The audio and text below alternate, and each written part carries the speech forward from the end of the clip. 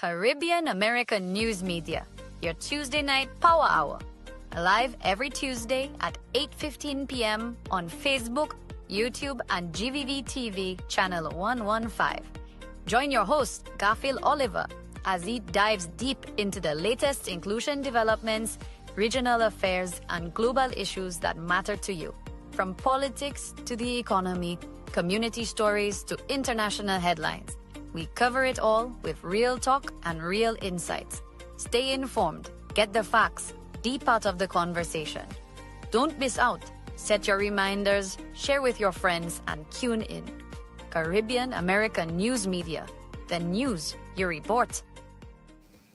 Caribbean American. Yes, folks, a special good night to all our viewers on the platform. This is Caribbean American News, and we are live on GVD TV, channel 115, and I believe soon to be on national radio there in St. Lucia. But we are also broadcasting via Facebook and also our YouTube audience. Greetings to you. Good night, my people. If it is Tuesday night, well, you know what it is. It's Caribbean American News Media Platform. We're happy to be here with you, my friends, and hoping that you had yourselves a beautiful day. To my friend Mr. Soto there in Dennery, a pleasant good night to you, sir. And to all those who are viewing us from around the world, please share the live and tag a friend if you are joining us via Caribbean American News Media platform. It's a pleasure to be here with you. I just want to let you know that Facebook, they are propelling the platform, and because of the type of work that we put out. And so we want to thank all of you who make all our success possible. Yes, the forces try to come up against the platform, but we are united, we are strong, and we are ready for the challenge ahead. All right. So again, special good night to Charles and Alfred and all those who are coming in. I realize that our Facebook and our YouTube channel, they are tete-a-tete tonight. They are the same numbers basically, and they're clocking in at almost the same rate over on our YouTube channel and the Facebook channel. So that is good news. And so I just want to big up Janice and Gloriana, Cheryl, and we also have Cynthia, my friend, Donovan, Cynthia, it's like I said, Cynthia. We have our honorable friend, Sylvia, Rical, greetings to you. Welcome to the platform. Sister Sylvia and her family has always been a strong supporter of this platform. Thank you so much. Donovan, greetings to you. And Carol, all those who are coming in over there. Our YouTube channel is on fire. The last time I checked, okay, but you were coming in from a holiday. Greetings to you. I know that many of you would have had a beautiful, 3 days holiday. You had 3 or 4 days holiday. You were able to relax, rejuvenate, and everything else. And we, for the Catholics, they celebrated the Easter. And, many of them are out now. They were fasting and, in reflection and everything else, and now they're out. So I want them to come into our platform with that reflection, where you're more calm, you're more controlled, you're more relaxed. And that's the type of people that we are looking for in our society, people who are controlled, who are relaxed, people who can control their temper, control the things that they say, the things that they write. That's the type, the discipline that we want in the community. So greetings to all. Benjamin, greetings to you. Favier, greetings. Maria, greetings. So let's get to work, folks. There's a lot going on in our world today. And I know some of you might want me to say to the people that the Pope passed. He is human, and he had an appointment to with death. All of us have one with death, and so he's not infallible. He's not what I would call. He's not immortal. He's going to die, and he too will have to stand before the judgment seat, just like every other person. So just reflect, folks. Anytime somebody loses their life, you want to reflect on your life and where you are. And so I think I got some news earlier that there was a killing or something, or a death in St. Lucia. That we'll try to get that information before we say anything further on that. Okay, so I want us to start with a news item, and I see Lawrence here just coming in. Well, Lawrence here, sir, me madi anye, madi mona ye. Tout sama sa di zomo ma he tout magoi. And none of you would not know our business because I'm a very private and secretive person. All right, so Dudu Lawrence here badi anye me muki happy, but please happy paso oswe because what's up? Même si moi te nou ka according mo say chauffeur up and down, but it worked out well. I still get all your mangoes. So good night to you, Lawrence Peg. Greetings, a very good night to you. By the way, Lawrence here is a Francis. Also, all right, I haven't seen Lydia and Martinez yet, but I'm sure they're going to come in very soon. So we have some news out of St. Vincent and the Grenadines. Sometimes I pronounce it upside down, but it is what it is. From the Prime Minister of St. Vincent, that is Ralph Gonsalves, with some very, I would say, serious allegations against the opposition party there, that is the NDP, the leader, Dr. Goodwin Friday. And I'm going to play the communications from Mr. Ralph at a press conference on the, I believe it was the 16th of April at around 3:25 p.m. He made the statement, a statement or some allegations against the opposition party concerning the Chinese.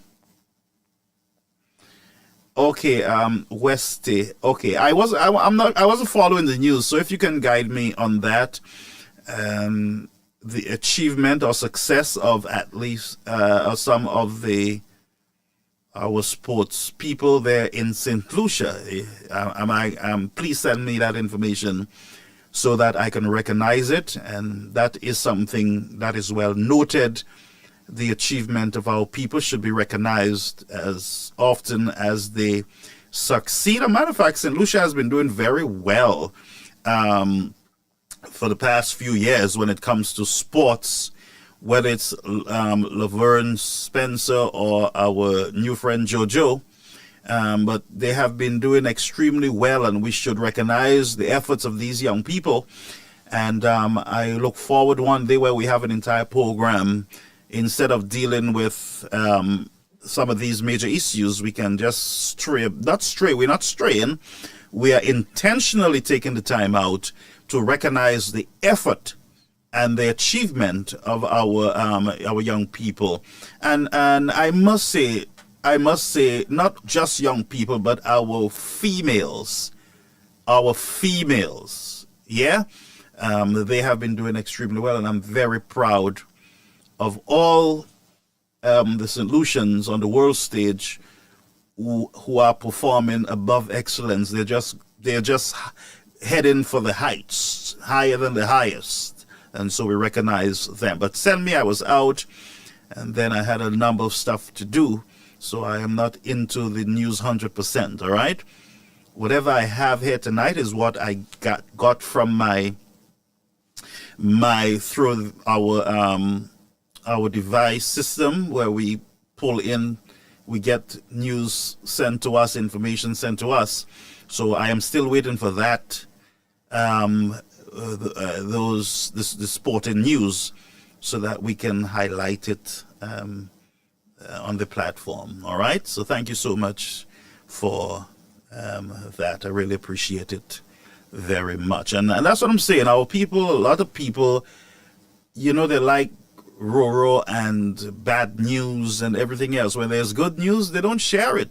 It is very easy, for us to be sending somebody, say, all nastiness. But please, when you have achievements in your country, send it over to us, whether it's in your local community, your church, or some social group in the country. Send it to us and we'll highlight it, because it's not all the time about doom and gloom. There are a lot of good things, as far as I'm concerned, still happening in our world. In St. Lucia, as I said, the achievement of these young people, especially our young ladies, who are just hitting the world by, like a storm. They're beating down the world with their success, and we do want to highlight it. So I'm going to encourage you folks, when you have your good news, send it to me. A birthday, a celebration, something you want to highlight that is positive, please send it over to me. And thank God that I am a trained individual, and with all the negative, it does not affect me like it would affect a normal individual. So please do that for me, and I would be very grateful. So let's go back over to the news over there in St. Vincent, and then we'll come back over to St. Lucia, the region, and also the United States of America. Okay, so Ralph Gonsalves at the press conference accused the NDP, that's the opposition party, the sister party of the United Workers' Party here in St. Lucia. And I was a little concerned, and I'll tell you what I did after I got this piece of news in a moment. So let's go over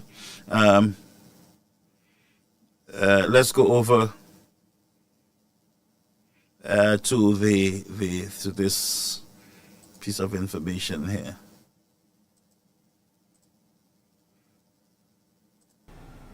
I have warned this country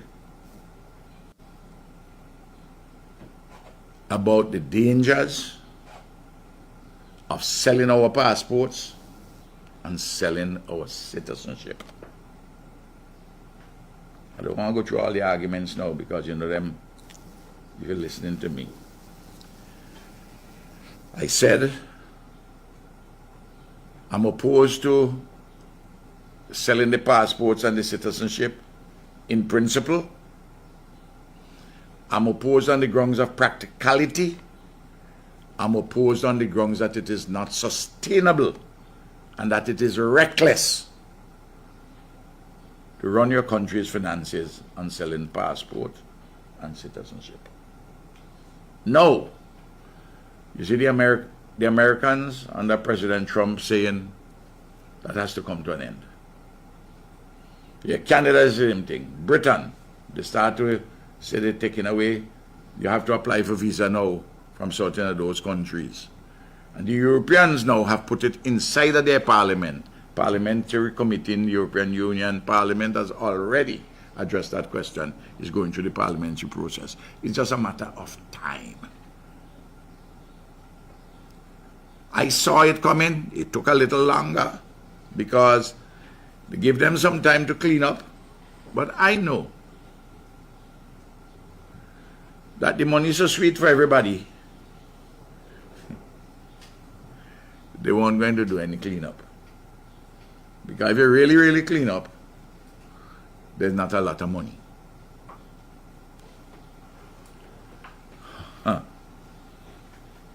The same people, the same passports, the companies which involved in selling passports and citizenship in some of the other territories, and there are some new ones too, who have been supporting, financing the NDP and the election campaign since 1998, but more particularly since 2001. They are hyperactive now. They're working, the traditional ones out of Europe are working now with some from China.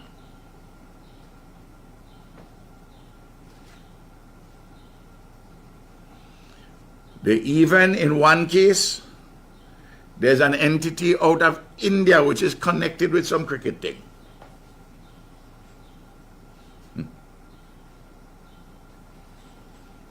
They're all now putting money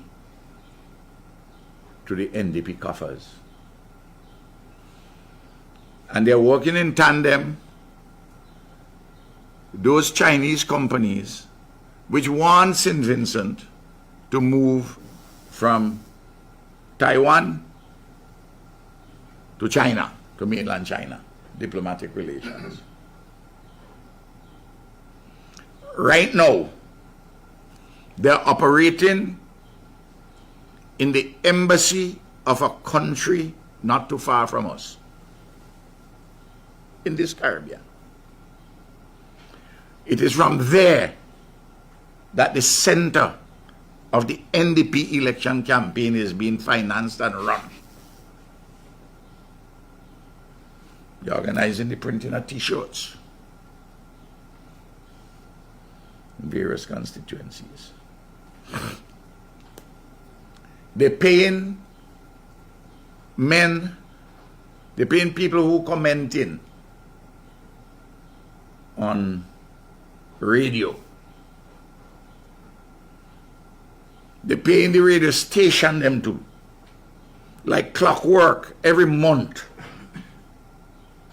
The man who they're paying to talk, the money inside of their bank account. The company, the radio station who broadcasted it, their money in their account like clockwork at the end of every month. Online publications, I know those who get in pay. I know. One of them will say, Prime Minister makes the allegation again. But I didn't give any facts. I didn't give any detail. All of them know that I have the details. I'm telling the country what is happening.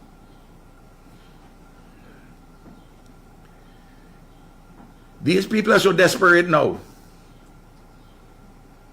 In order to have the relation break from Taiwan to China and to sell the passports and the citizenship. And I'll come to tell you why they're so desperate.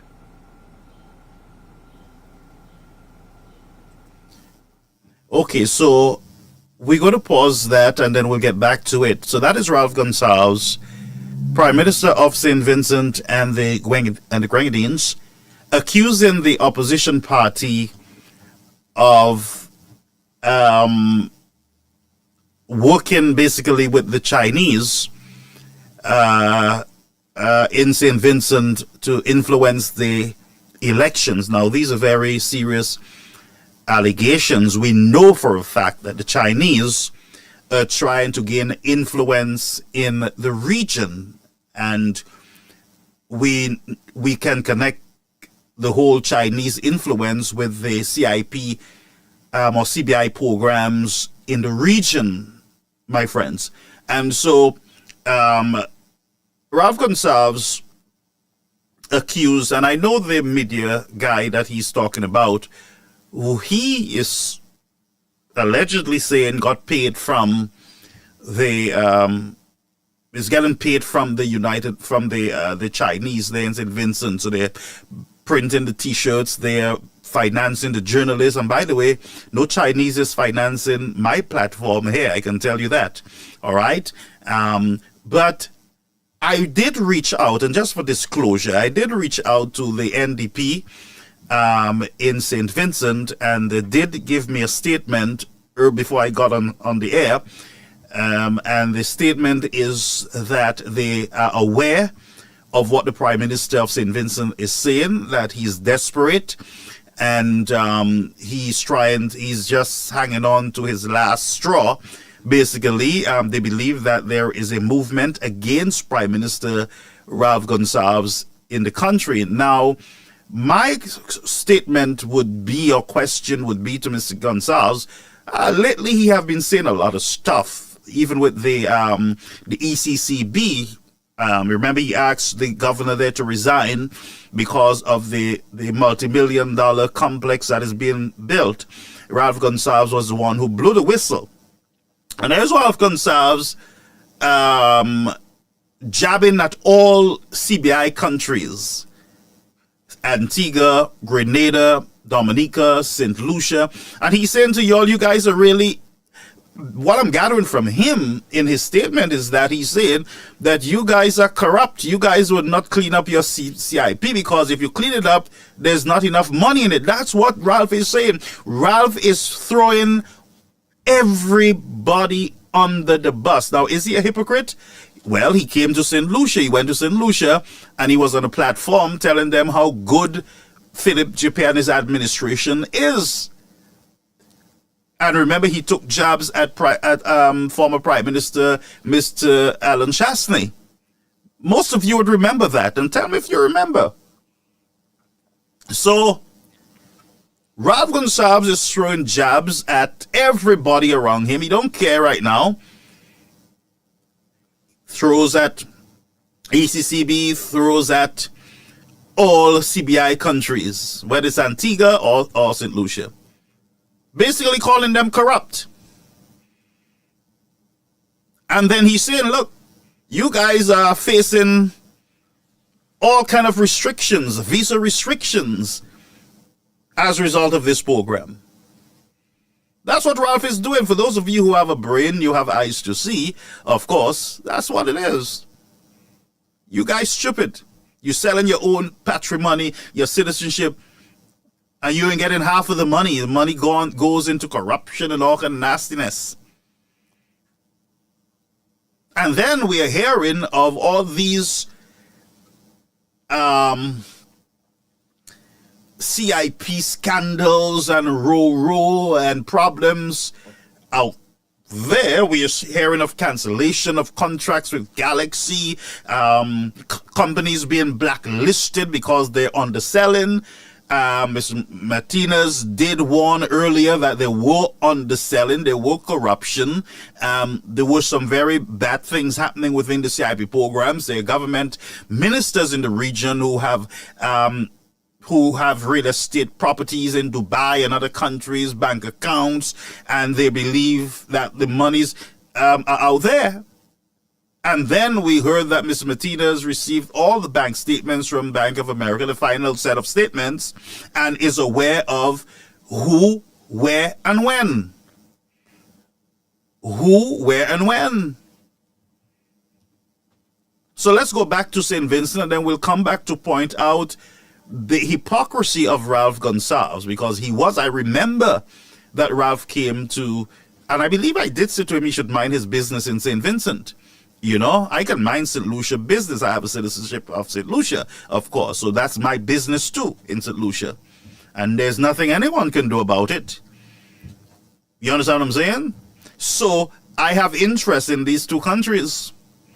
So Ralph Gonsalves needs to retire as far as I'm concerned. He served his time. He's an elderly statesman, of course, and I have respect for that. But I believe that Ralph is acting as a hypocrite. I believe he's acting as a hypocrite.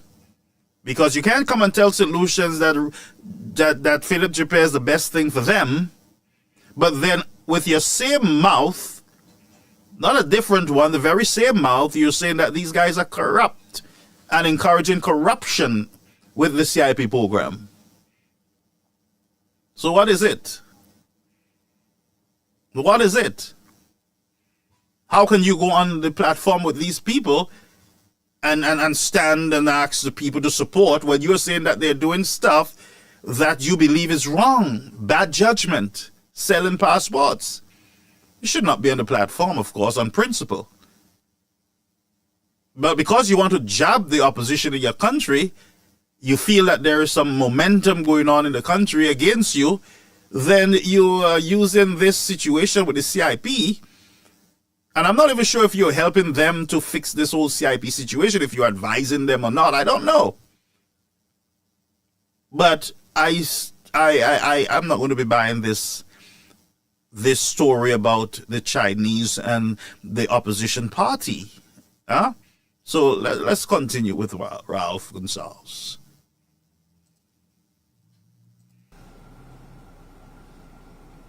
They want to know how they could get to pay him to do all kind of things. You hear what I'm telling you? Checking out in number,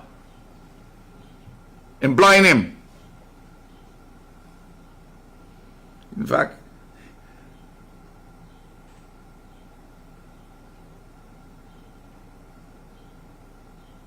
these fellas are a danger to the democracy in this country. There are so many corrupt practices involved in what I'm talking about. And they want to subvert our democracy. They want to buy it.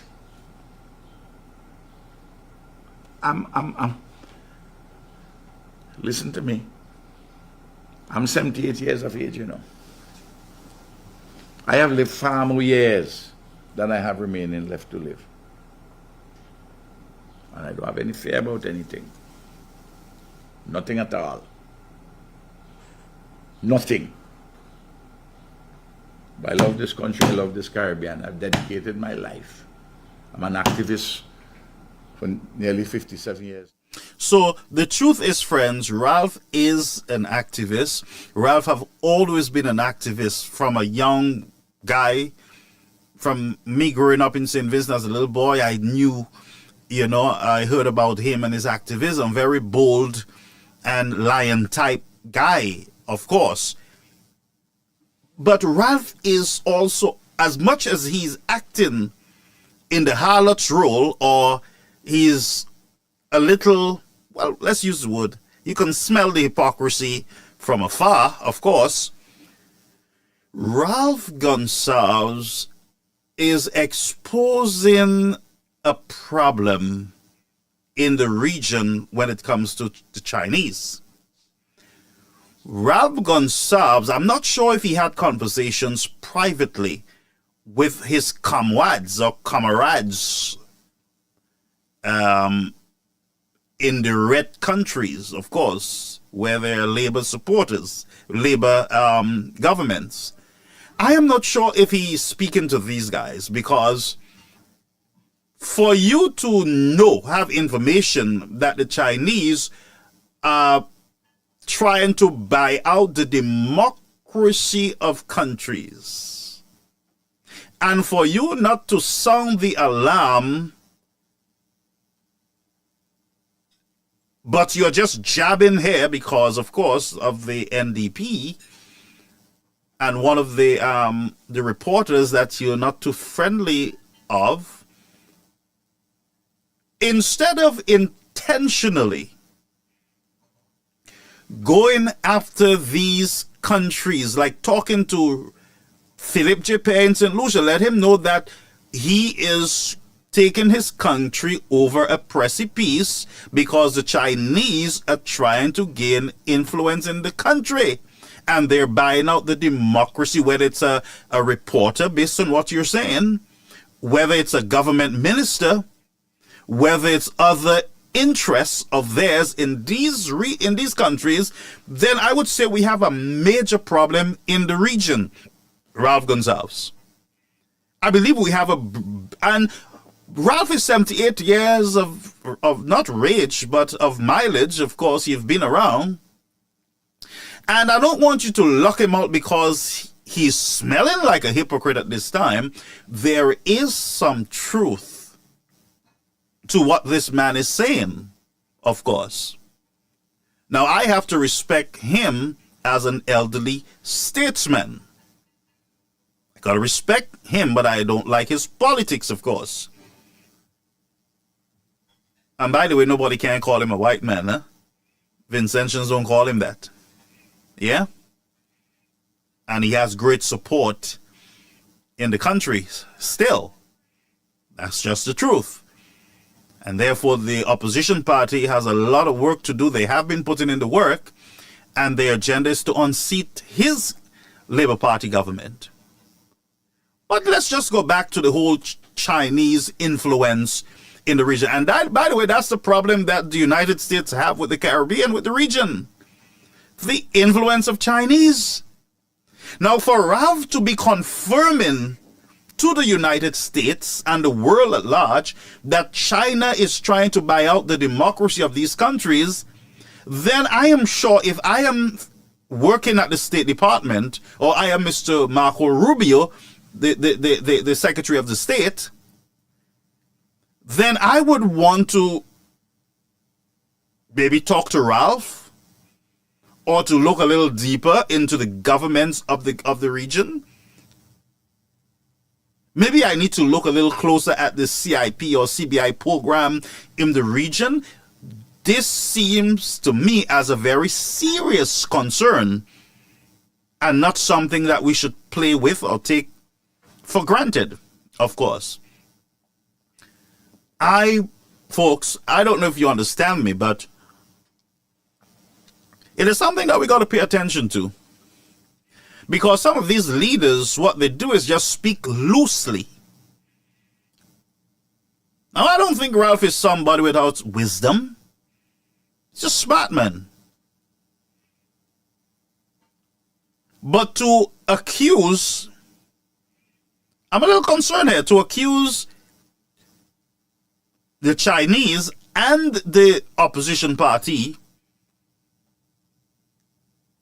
of trying to buy and sell the democracy of the country, of the region, of your country, then I think we need to have a private conversation.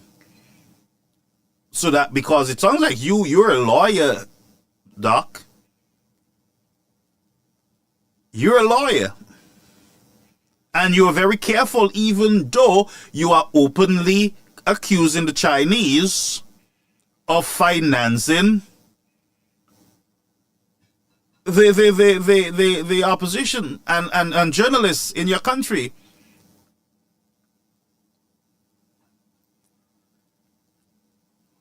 But as I said, there's a bigger challenge here where the United States is about to bring down the hammer on the region because they want to stamp out the influence of China.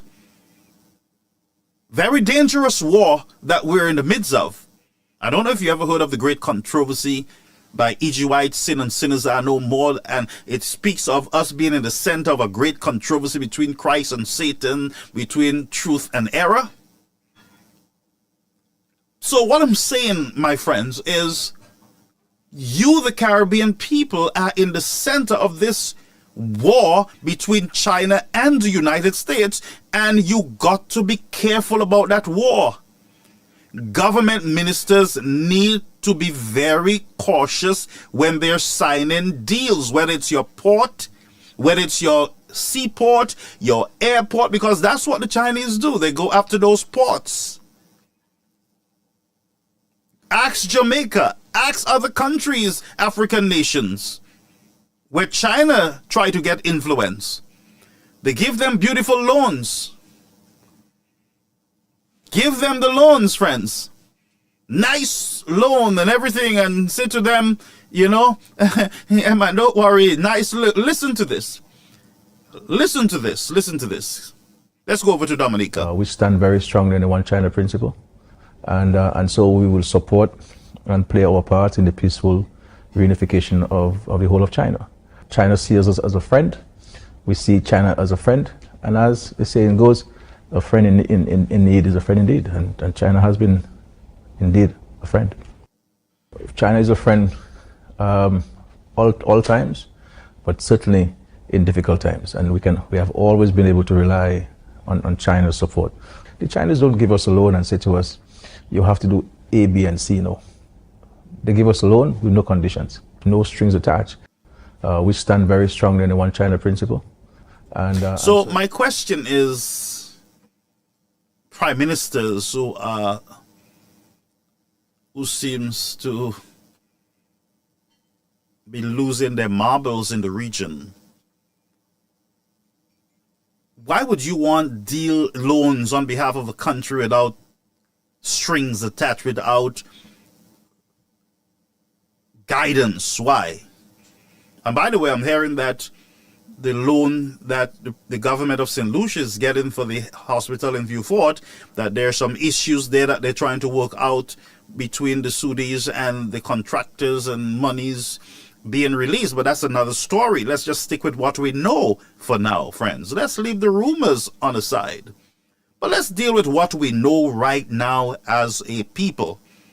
One, we know that China is trying to gain influence in the country, in the region. Two, we know that there are governments who are beginning to soften up to Chinese, to their influence, and they're taking a lot of monies from the Chinese. Thirdly, CIP, CBI has exposed the region in a very reckless and damning way.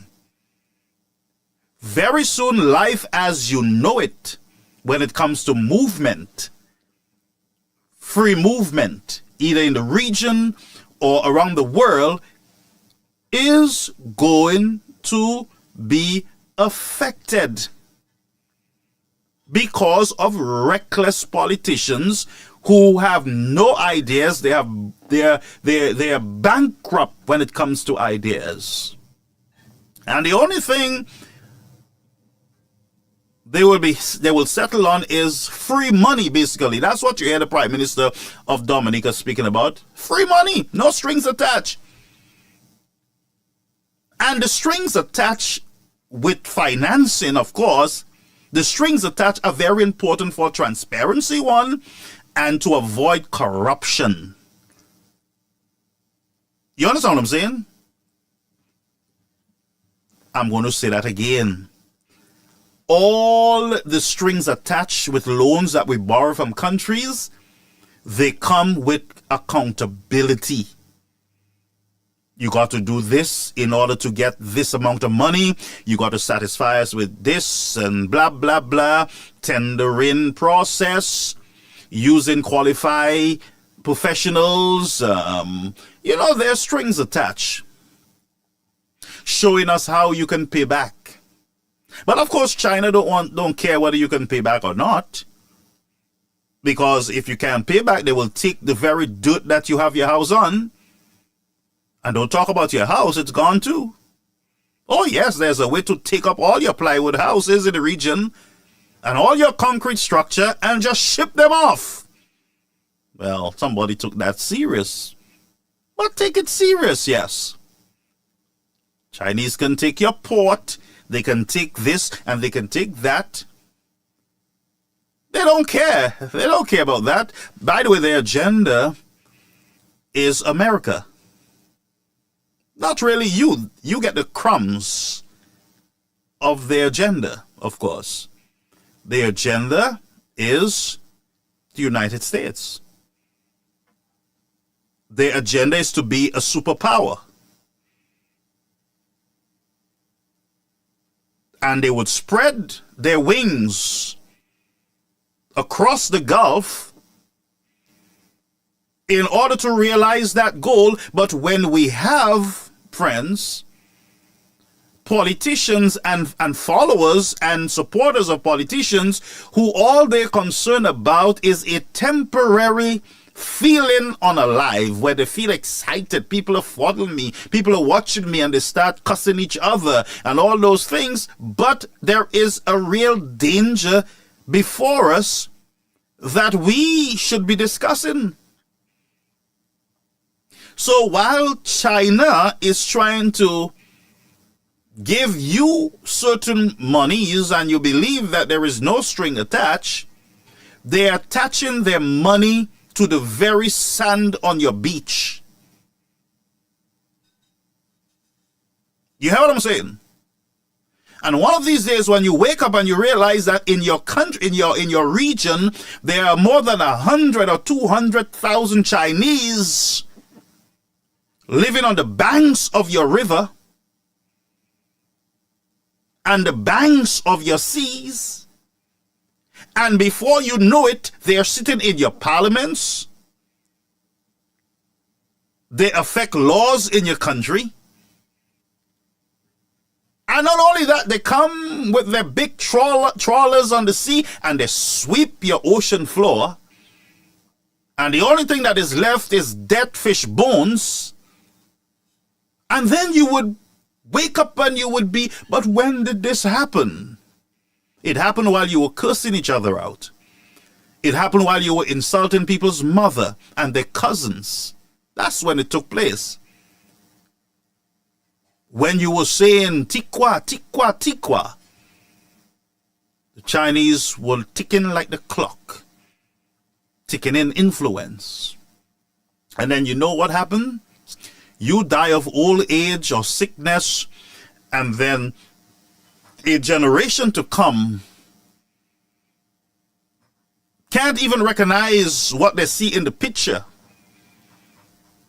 With their mothers and their fathers and leaders, instead, before them is the reality of Chinese on the left, Chinese on the right. And not only Chinese, but Creole-speaking Chinese. For those of you who like to say, go back to your country, and there is nothing you can do about it. You can't tell the Chinese, go back to your country. And instead of you speaking about a white man, Chasney, in time to come, you'll be speaking about a Chinese. You will forget all about the white man. As a matter of fact, you will wish that a white man can come and rescue you from Chinese and their influence. But the story will change. And like I always say to you, your generation will spit on your grave because you would have done an injustice to them. They would allow grass and trees to grow all over your graves, and your tombs will be cracked. And dogs will sleep and all kind of stuff. They will not even move the bush off your tomb because it would have been a shameful experience that you would have brought them in. But let's go back to this clip again. Let's go back to this clip and hear what I'm talking about. Ralph is saying the same thing. Ralph is saying, look, there's a problem. There's corruption. People are being paid and bought. Democracy. Things are just being bought. I mean, passports are being sold and people just... Corruption. Ralph, I'm not sure if you are listening to Ralph Gonsalves or you're just cursing him out because he's a Labour. I don't know. And I'm not surprised.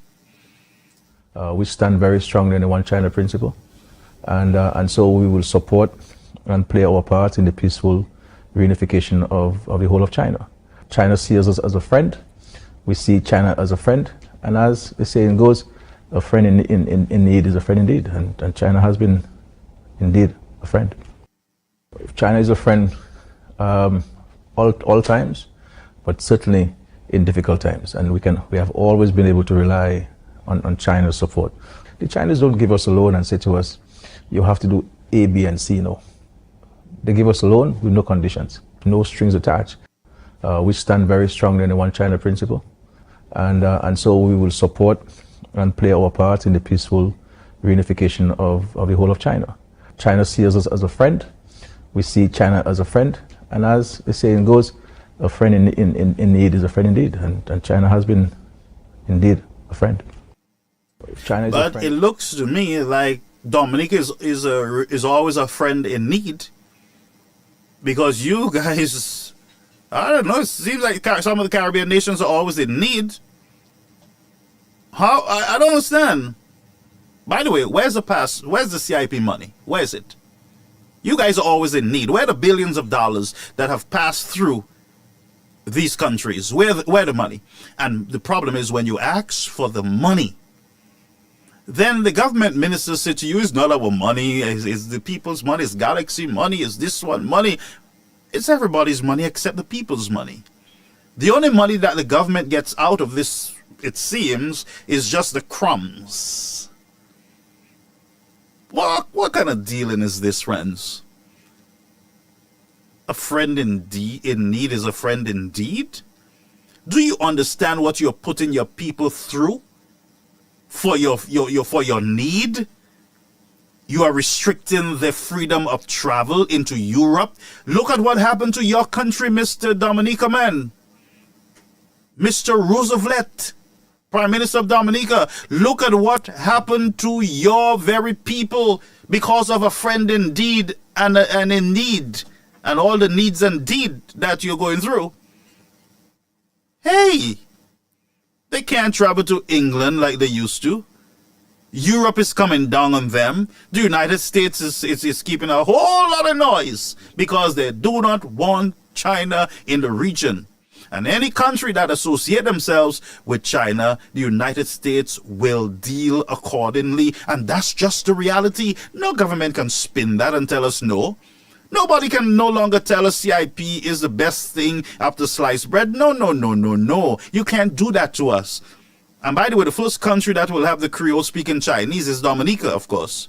But I digress. Let's go back to me speaking to Mr. Dominica man. And surprisingly, with all the friend in need and the friend in deed and the selling of diplomatic passports, we saw it on videos, of course, in documentary. We are still a friend in need. And China is the friend indeed. And indeed, they're sucking every resources out of the region. Just not even seaweed you all will get in St. Lucia on the sea. Leo Fidexo. Well, people don't want me to speak like this. They get very upset. They say, but how you want bad for our country? Shut your mouth. Nobody don't have to want bad for your country. You have bad politicians who are making bad deals on behalf of your country. That's what you have. And I'll talk about the airport in St. Lucia and the port at some point. So if you want to talk about people want bad for your country, you have bad for your country, some of you. Look at this one. Roosevelt, Mr. Dominica Prime Minister. Listen to him. Free money. Listen to Ralph in St. Vincent. All these red fellas, these labor fellas in the region, and now they're suing on each other. Ralph is saying, I read, yes, I am labor, but what you guys doing, that's not labor, Sapa labor. That's what Ralph is saying to y'all, that's not labor. And by the way, that's not the labor I knew back in the days. Sapa labor, that's not even the Kenny Anthony labor, even though Kenny Anthony was selling the seabed. Grindberg and all them story. You understand what I'm saying, folks? Sapa labor. What Dominica is doing, Sapa labor. What them fellas is doing in St. Lucia, Sapa labor. That's not the labor that we know. Let's look up on somebody. That's not the labor. And the legacy of the labor will be Changwang, Chinese, Chung Chang, or whatever you call them, walking around your country with little Chinese all over your schools, and all your children got to go get. Y'all better upgrade those laptops you're giving the children and make sure they have Chinese language on it, because there's a whole group coming, and you will have to have this regular St. Lucians learning the Chinese. Hello. And all the kind of story and a new culture. Boy, I would love to see how y'all will dress. Yeah? Yes? Battle of culture. Well, all are welcome into the nations, of course, but we're talking about corruption. I'm just talking about you guys, what you say about people coming into our country and they're doing this and Mon passe après Magie Betisa. Massa Bueno, please. Mwen pas apwe maji beti sa. Moi-même, wise me. Anyway, let's go over to another clip. I don't even going to let Mr. You think we should let Ralph Gonzalez finish what he was saying? Let him finish, and when we come back.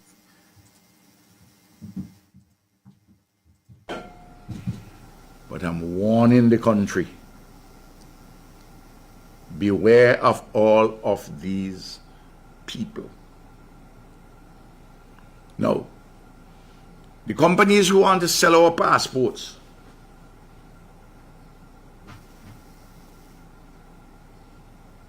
who lining up and sell our citizenship. And some local lawyers and accountants and wannabe agents. Ooh. They are among some of the most vicious critics of Ralph. You know why? I stand between them and a pot of gold. This government has made our passport desired. We have made it a very desirable passport. They want to get their hands on it. You may say, well, if this thing is coming to an end, why is it they're still supporting the fellas? Well, I tell you, it's conjoined with the passport and the switching from Taiwan to China. But I tell you this, they figure out that they would ask the NDP, why should we throw good money behind the bad one we spend on you all the time and you can't win government? But you know what is driving them? Two forces, in addition to the changing from Taiwan to China.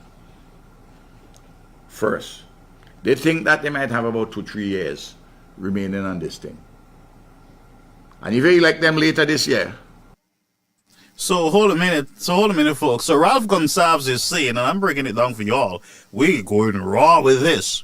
Ralph Gonsalves is saying to St. Lucia and all the countries, while he's speaking to the NDP, my party in St. Vincent, he is saying to you guys in the country, in the region, that you guys have about 2-3 years left on CIP, and all fall down, crash. It come crashing down on you all, and they're going to leave you all with a whole lot of Chinese in your country, a whole set of problems to deal with in your country.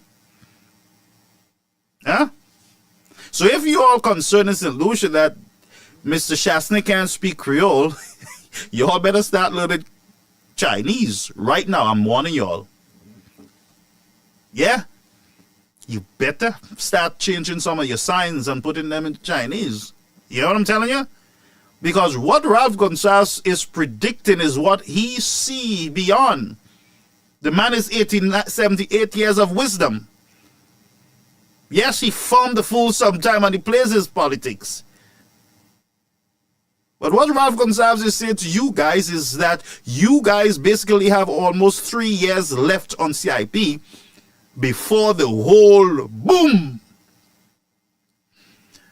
Now in St. Lucia they call it boom caca, but I don't know what to call it here. Of course, for those of you who speak English, bucket poop, I don't know what to say.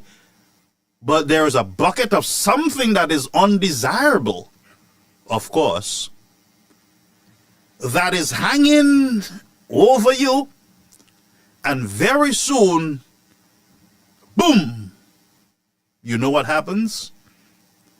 You're going to have poop, CIP poop everywhere.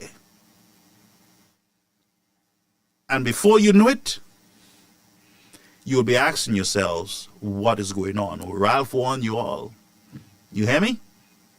Don't say that Vinci's never give you nothing. Ralph warned you guys in the region. And that is a gift. You better act now. But Ralph, go ahead. We're listening. later this year, these companies will figure out that they might have 2 to 3 years. They're mistaken, but they figure out that they might have 2 to 3 years. And what they will do,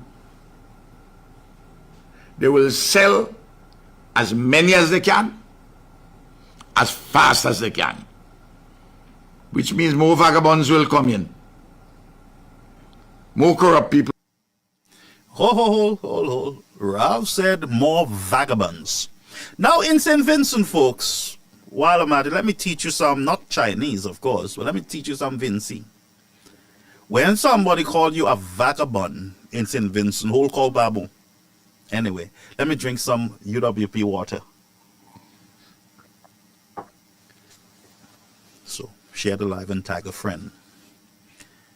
But once Ralph, I'm going to say it again, once Ralph tells you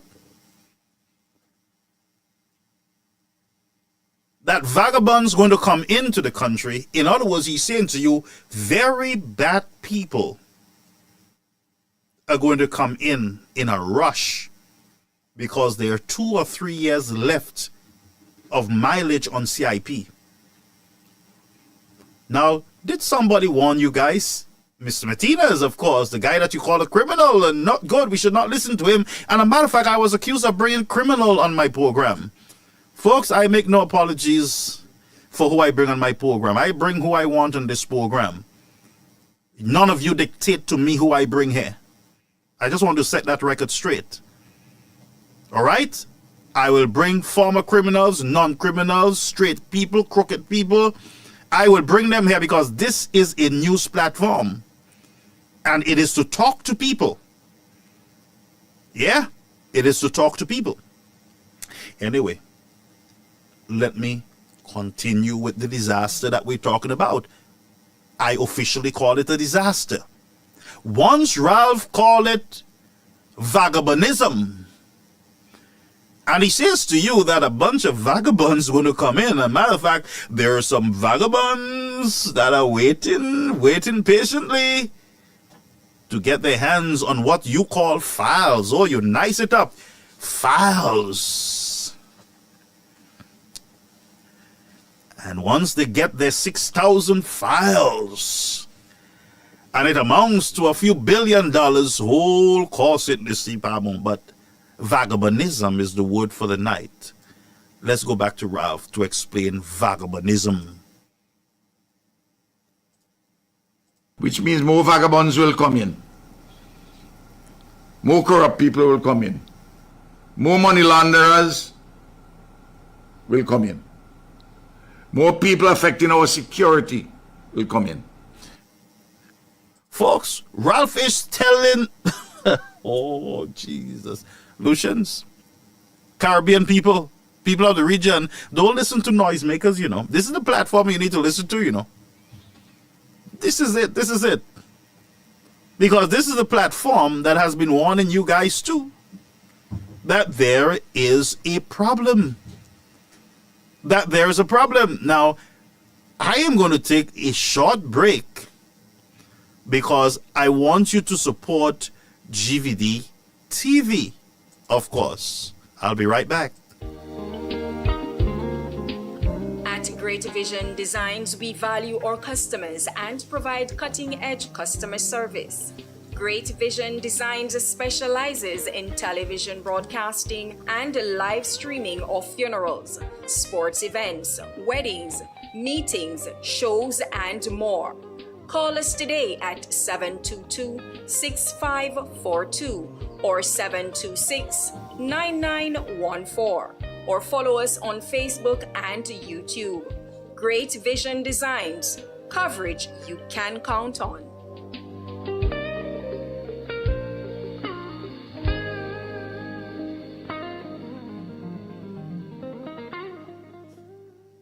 All right, GVD TV. You can't use any other service but GVD TV, folks. What are you doing?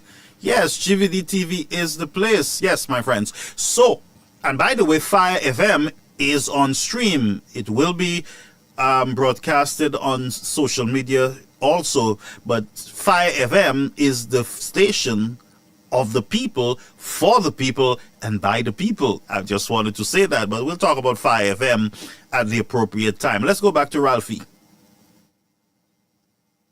Hope to get in positions in government. I ain't talking necessarily politicians here, but you can decide that. I'm talking about some bureaucrats, and I'm talking about some of the lawyers and some of the accountants and wannabe agents. They now will want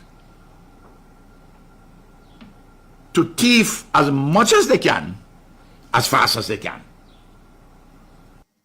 So Ralph Gonsalves just called them a bunch of thieves. Volé, in other words. Just in case you don't understand English. I'll find a Chinese word for it, but give me some time, all right? Before the 3 years of CIP ending, I'll tell you what thief means. So you hear what he say? He called them thief. Thief. Not the teeth in your head, you know. Pardon, qu'a parlé about tout ça, volé. You check? So let's go back to Ralphie. By the way, this is not me, this is Ralph speaking. For those of you who want to come for me, that's my foreign Prime Minister, Ralph Gonsalves. The essence of both of them. And what is their oxygen? Money on your backs. By taking your passport, selling it, and you wouldn't be able to get into Europe, you wouldn't be able to get into Britain, you wouldn't be able to get into America. You hear what I'm telling you? I want you to listen to me very, very. Now, Ralph Gonsalves is also in the fight of his life. Elections is during St. Vincent this year, so that's why he's spilling everything. Ralph Gonsalves is not talking like this because he's in time of peace in his country. Ralph Gonsalves have a lot to worry about in his country when it comes to the elections that he's heading into, because there's a swing. Yes, I use the word swing. I've heard it a lot lately, but there is a swing. And friends, Ralph Gonsalves is feeling the breeze as it blows, as cool as the wind blows, or as easy as the wind blows. Of course, Ralph is feeling it because he's in a very hard election. It's a very stiff fight there in St. Vincent. And going the opposition is picking up momentum. And so Ralph is feeling the breeze. So Ralph is spilling his guts out on everybody around him. Ralph talking. You know, you ever have that friend when they think things getting sour, but like having show, when things get hot, you just got depaled, even talking on themselves. Yes, man, you know of people like that. So Ralph is in the fight of his life, and so Ralph is just talking. Ralph, listen to me, this is the best time to listen to Ralph, huh? So Ralph is just talking and he's just throwing things out, and he says, guys, please, I beg you, don't elect the NDP. That's what he's saying, you know. Don't elect the NDP because all this thing, your passport, they will thief your money. The CIP, the Chinese are coming in, they're going to take your money. Ralph is telling you what is happening out there. Not in St. Vincent. But he's using it as scaremongering, fearmongering, to bamboozle the cervelle of the voters in St. Vincent, to say to them, you guys won't be able to travel to Europe or England or America. You are in danger. Blah, blah, blah. You should be careful. Because Ralph is saying that storm is already on the other countries. So he's using that storm to say to his people, it's going to happen to y'all. Is we protecting y'all? Is we keeping this storm from hitting y'all? You know, it's not us. Our name is not mentioned in anything, you know. But we should listen. Because Ralph is saying things that Ralph should have said long time before the election process. Ralph is a hypocrite as far as I'm concerned, because he's only full of himself. He's saying that to you because he is in trouble. What he's saying is real out there in the other countries. I just wanted you to know that it's real out there. But he's just using that to fearmonger in his country so that he can retain his seat. Ralph is not winning anything in landslide in St. Vincent and the Grenadines. So you got to listen to him. He's going to say a lot of things going forward. But it's to save his skin, and he's throwing all prime ministers under the bus. Philip Chepe under the bus, Healy under the bus, Dominica under the bus, Grenada under the bus, Antigua, Barbuda under the bus, St. Kitts under the bus, Tutmun under the bus. Ralph Kafute, so if you all are Ralph friend, I think you also defriend him. Run for your life, because Ralph's coming out swinging, because Ralph ain't going down in no elections. He don't want to go down. So there we go. Listen to him.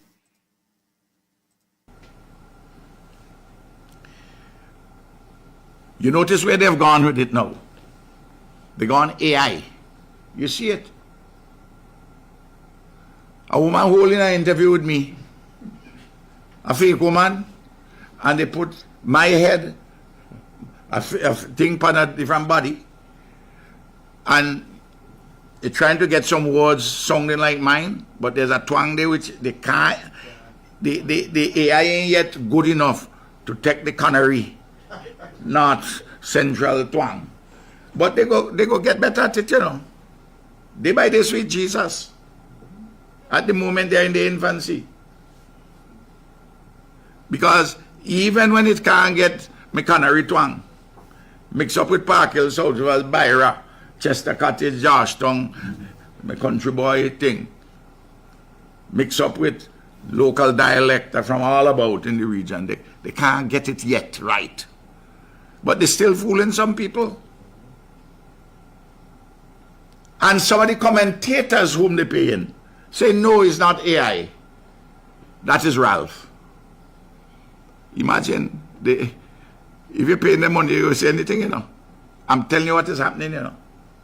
And they're doing the same with Camilo. And they're doing it with Carlos. Why they're doing it with Carlos? Because there is a close seat from the last election down there. So let's come out of St. Vincent now. We finished with Ralph Gonzalez for now. But it's coming.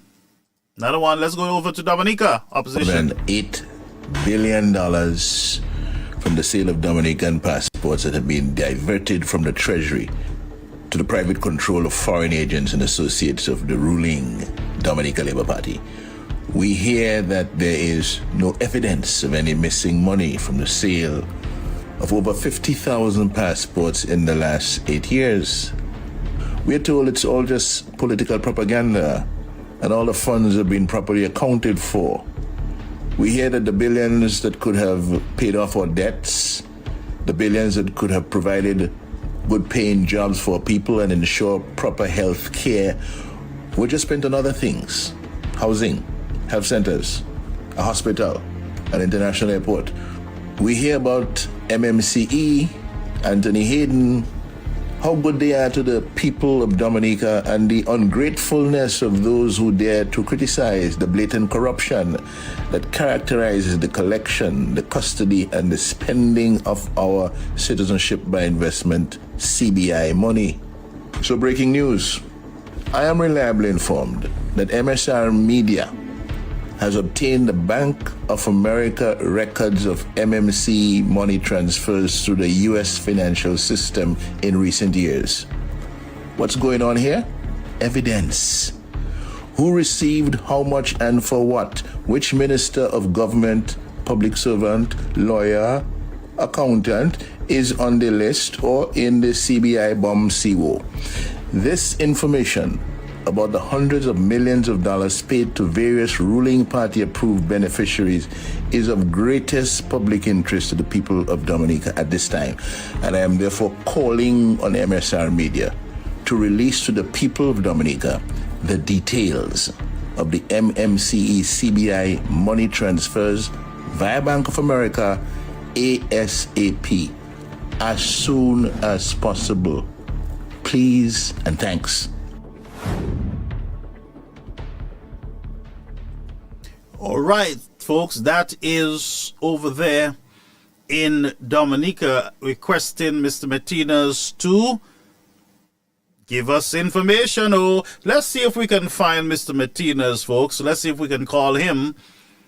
Yes, let's see if we can get him on the set right now to discuss what we're hearing from Ralph and what is the request there from. Hello? Yes, Caribbean American News Media Platform, Mr. Martinez. Sorry for calling you without notification, but you are on live with me on the air. Hello, how are you, Pastor Garfield? Not bad at all. Happy Easter. Happy Easter to you. I am just concerned, Mr. Martinez, of what Ralph is saying. Ralph threw the entire CIP program under the bus today, in his clip. Well, I've heard the speech of Ralph Gonzalez.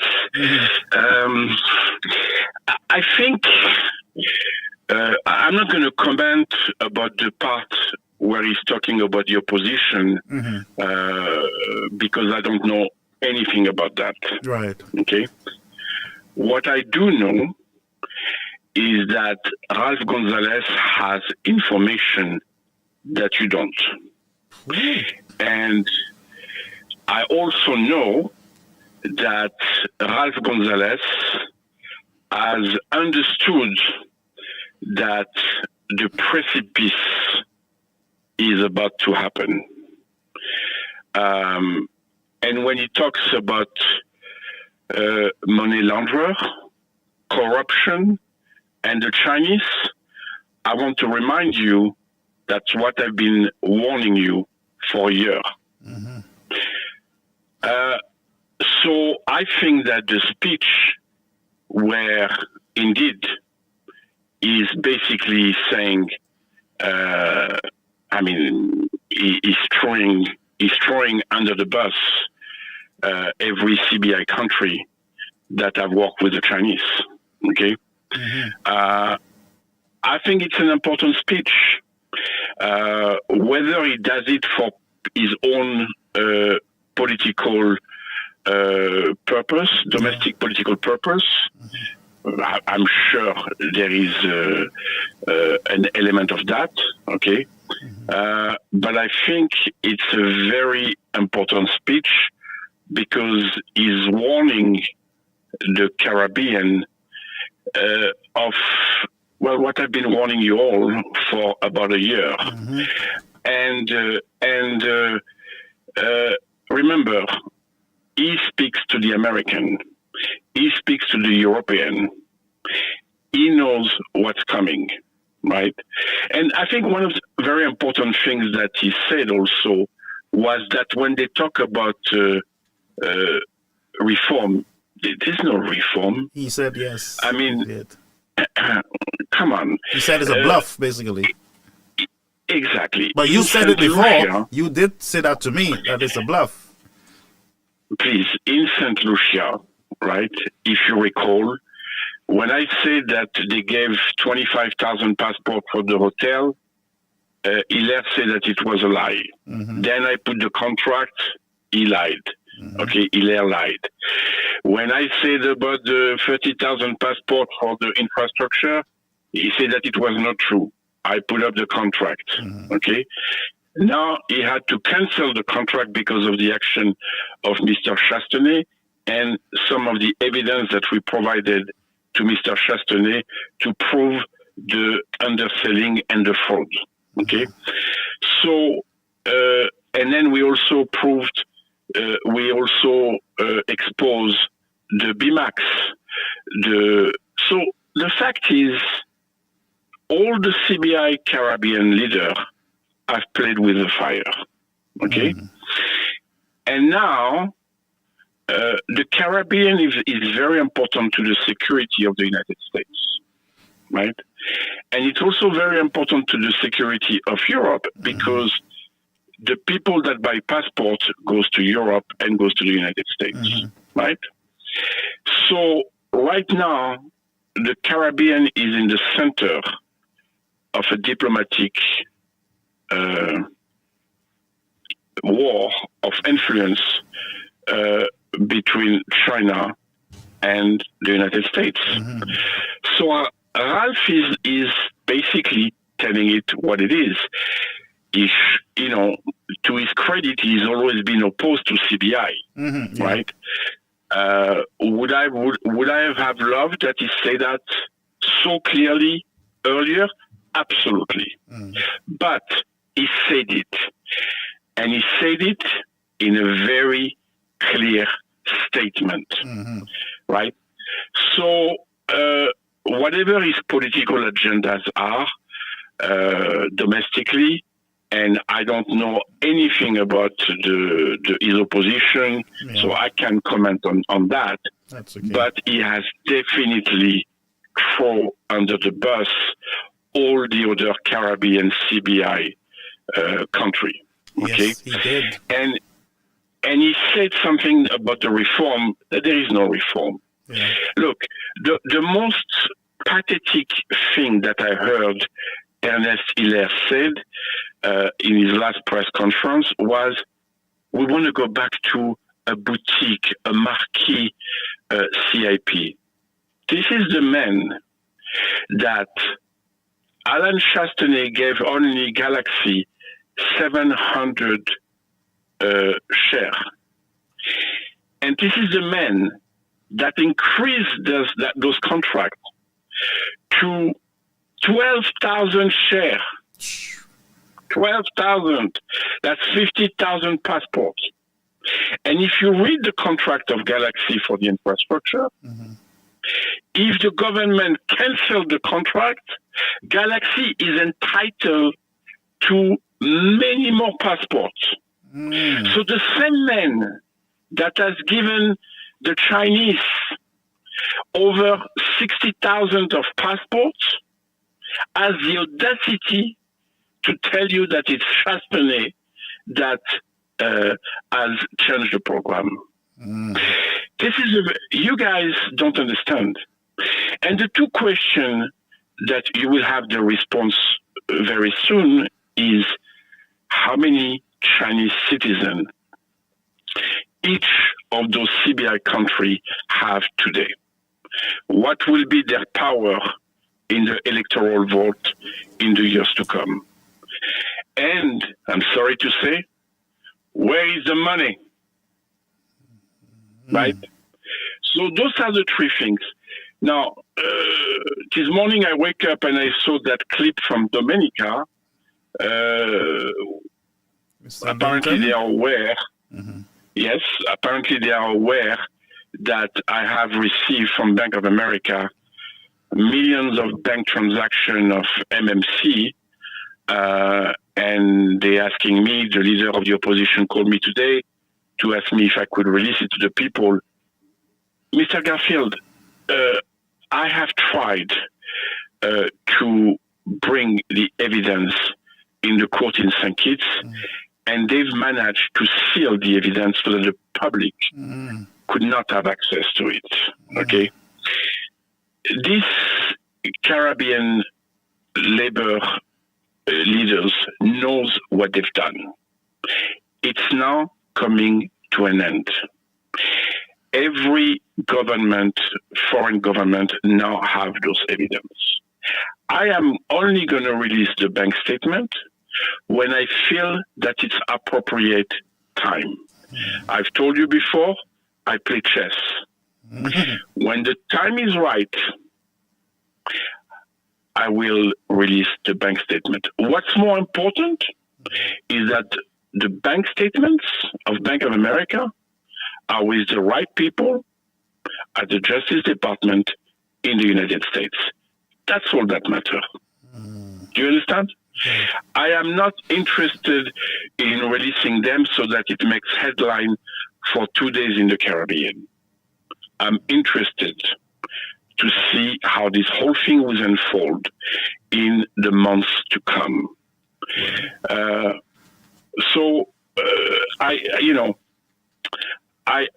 I can't comment on the opposition allegation that the Prime Minister of St. Vincent is making, right?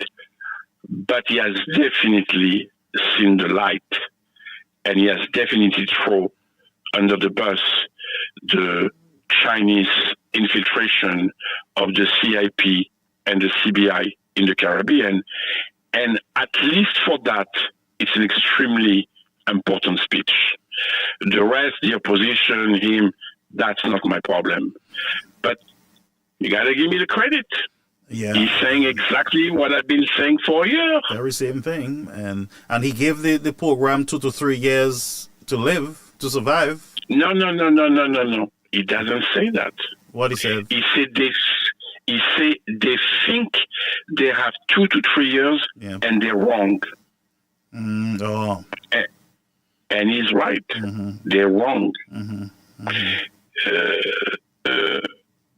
I cannot. You know that I'm under the whistleblower program, Yeah. right? So I cannot talk about what I've given to the Justice Department, to the Americans, right? Mm-hmm. But it's too late. Mr. Hiller canceled the agreement temporarily, okay, for the infrastructure. But what about the real estate? What about the 25,000 passports that were sold to Galaxy, to the Chinese? Mm-hmm. How many Chinese are now part of the St. Lucia population? And that's the question now. It's what, well, it's what I call the great replacement of the local population of the Caribbean. Wow. It's the great replacement of the local, and, Mr. Hiller has the right to do that because indeed you are a sovereign nation. Mm-hmm. But at least now, because of MSR action, you've been informed. Mm-hmm. And you have been informed for a year, right? Yep. So I think we are only, and please mark my word, we are only at the beginning of the CBI CIP scandal. It's only the beginning. Yep. Well, Ralph Gonsalve did a service to the region right now. He should have done it earlier too. He should have done it. He should have done it when he came to St. Lucia, but he's done it. Yes, he is. And again, keep in mind, he is the Prime Minister of the country. He has access to information and communications that you don't have. Mm-hmm. Mm-hmm. And if he made the decision to talk about that now, he knows why. I want to remind you that a couple of months ago, he blew the whistle on the governor of the ECC Bank. Yep. He's blowing a lot of whistle now. Let me ask you a question. The ECC Bank is the bank regulator of all the Caribbean banks. And the CIP programs. So if there was any money laundering, like I've said it from the beginning, that's on Governor Antoine watch. And he cannot say that he was not warned, because I warned him in writing in 2024. So now, like I said before, I've done what I was supposed to do. I'm part of the whistleblower program. I provided the evidence to the U.S. Justice Department. I'm waiting for them to analyze the evidence I provided them. I'm just waiting. So right now it's just to wait. But thank you so much again for... You're very welcome. I hope I was helpful in your... You was. Okay. You was. Thank you, and thank you to your audience. All right. Thank you so much, sir. Thank you. That was Mr. Martinez. And once I have any question to deal with this whole CIP situation, I'm going to be calling him, friends, because so far all the information that we've gotten, it has not failed. A lot of people, and I remember there were times when Mr. Martinez would put stuff out and I would call him and I would say, are you sure? Are you sure? I would question him.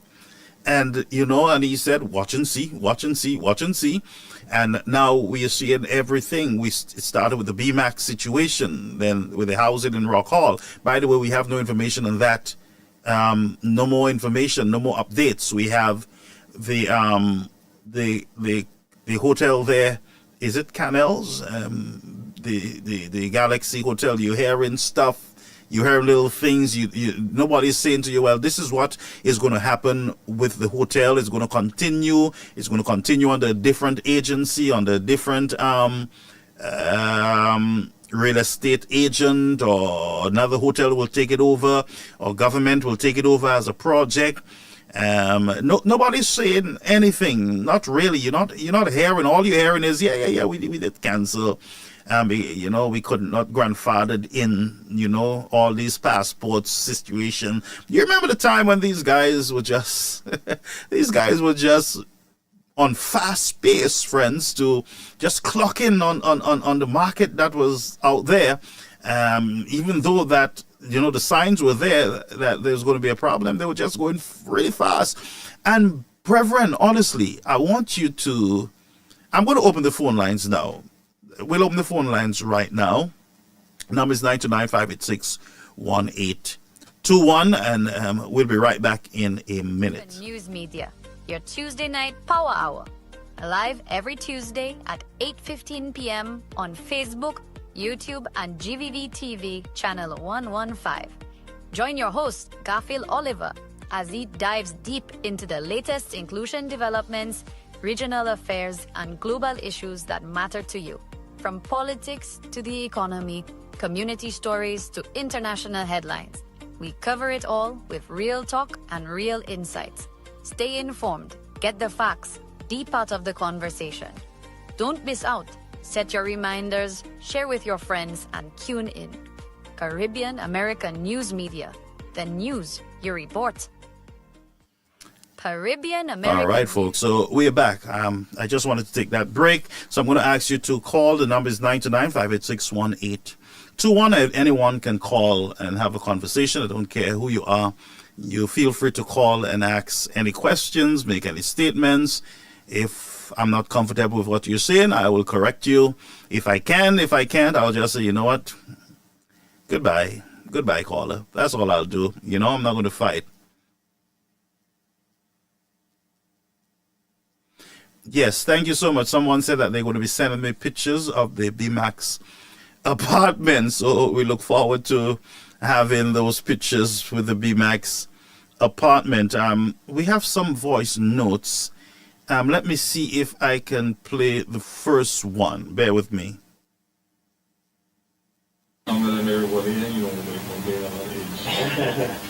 Alright, so as usual, we start off with your name and information.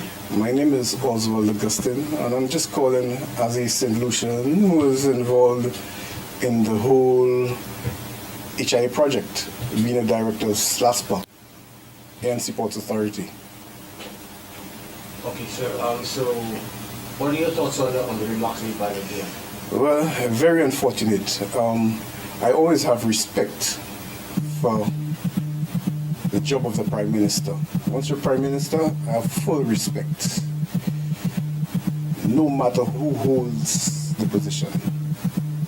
But once you're going to lie to the public, it's a different matter. As the ex-chairman of the Tenders Committee of SLASPA, when I heard the PM's remarks, I said, no, I have to do something. I am not doing it on behalf of any political party, but I am doing it as a St. Lucian. In the same way, I disagreed when St. Jude was stopped for a considerable amount of time, instead of trying to complete or to start doing whatever should have been done early enough so we could have had a hospital in time before the next election. I am also upset with the way the Prime Minister got on. Firstly, he spoke about the last government, and particularly he spoke about Alan Chasney, moving the location of where the airport should have been to another location closer to DSH. I find, and instead of using 300 piles, which was supposed to have been used, they ended up using 3,000 plus piles. Let me say to you, our biggest earner is tourism. If you had to redevelop an airport, you cannot redevelop an airport, the same spot where the present airport is, without having to close it down.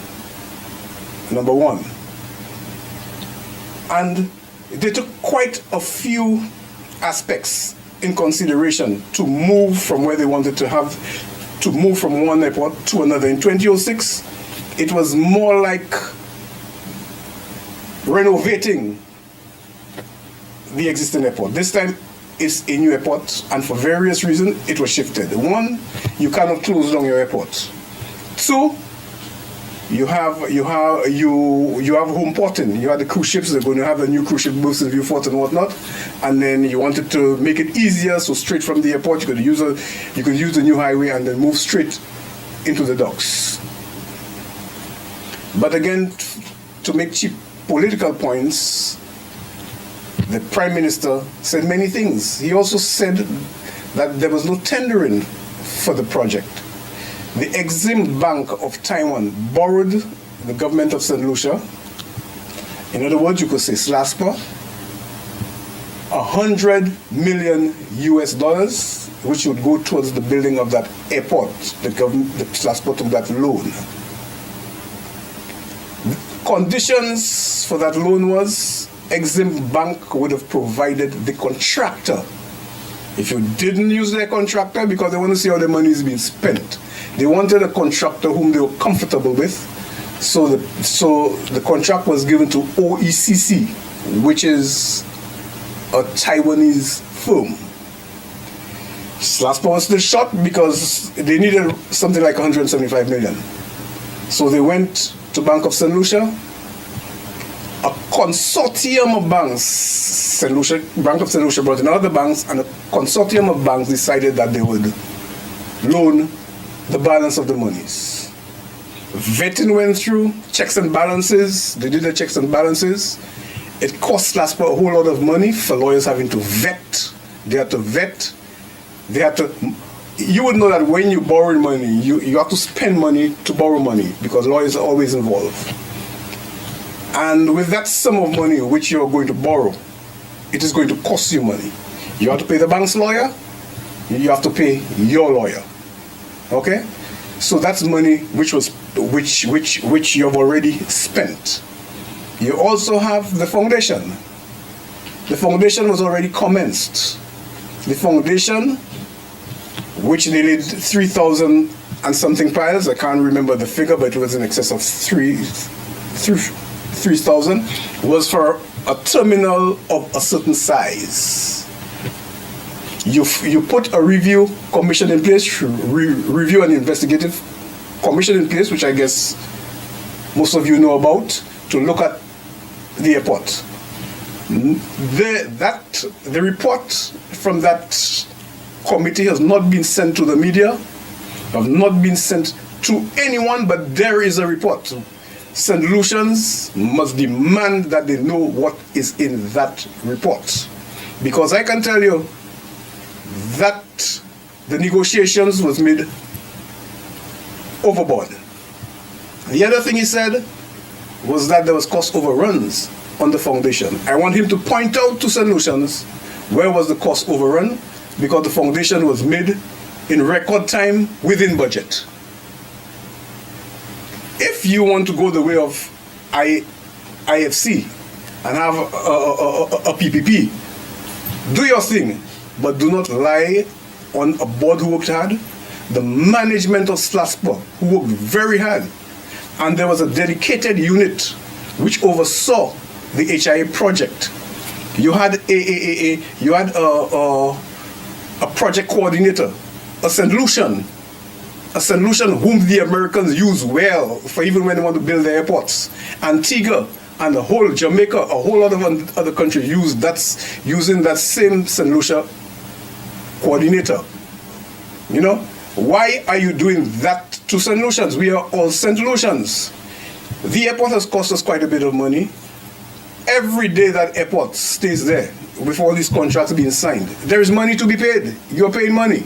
You are the one wasting Solutions money. Not SLASPA, you are the one doing it. Your government is doing it by stopping the airport. All the stoppages like the road, the Castries Grosley road, which was stopped. I mean, that is ridiculous. The housing projects which was stopped, that's ridiculous. It is costing the government money. And it is time the media and St. Lucia start asking the government, how much is it costing St. Lucia for these stoppages? So then how should we designate you now in this capacity in which you speak? As you could designate me as the past chairman of the tenders committee for SLASPA. Okay? Yeah. And there are other board members who sat on that committee who are still on the board, but by virtue of them working with government, they will not come out and say anything. But I know how embarrassed they feel by the statement made by the Prime Minister. We are all St. Lucians. We want good for St. Lucia. The comment, that airport, they spoke about it. The plans for the new airport came about in 2006. We know what happened with asphalt and mining, I think they call them. That the airport never took place because a lot of people would doubt as to whether that company would have been able to build that airport and other shenanigans which was going on. A lot of people were not comfortable with it. There was the airport development tax. I want you to remember that. There was the airport development tax which was going to pay for that airport. So it means that it's the traveling public would have been paying for that airport. When the SLP came in 2011, they stopped it. There were a few millions of dollars of money in the kitty. It was spent. Now, 2016, a new government came in.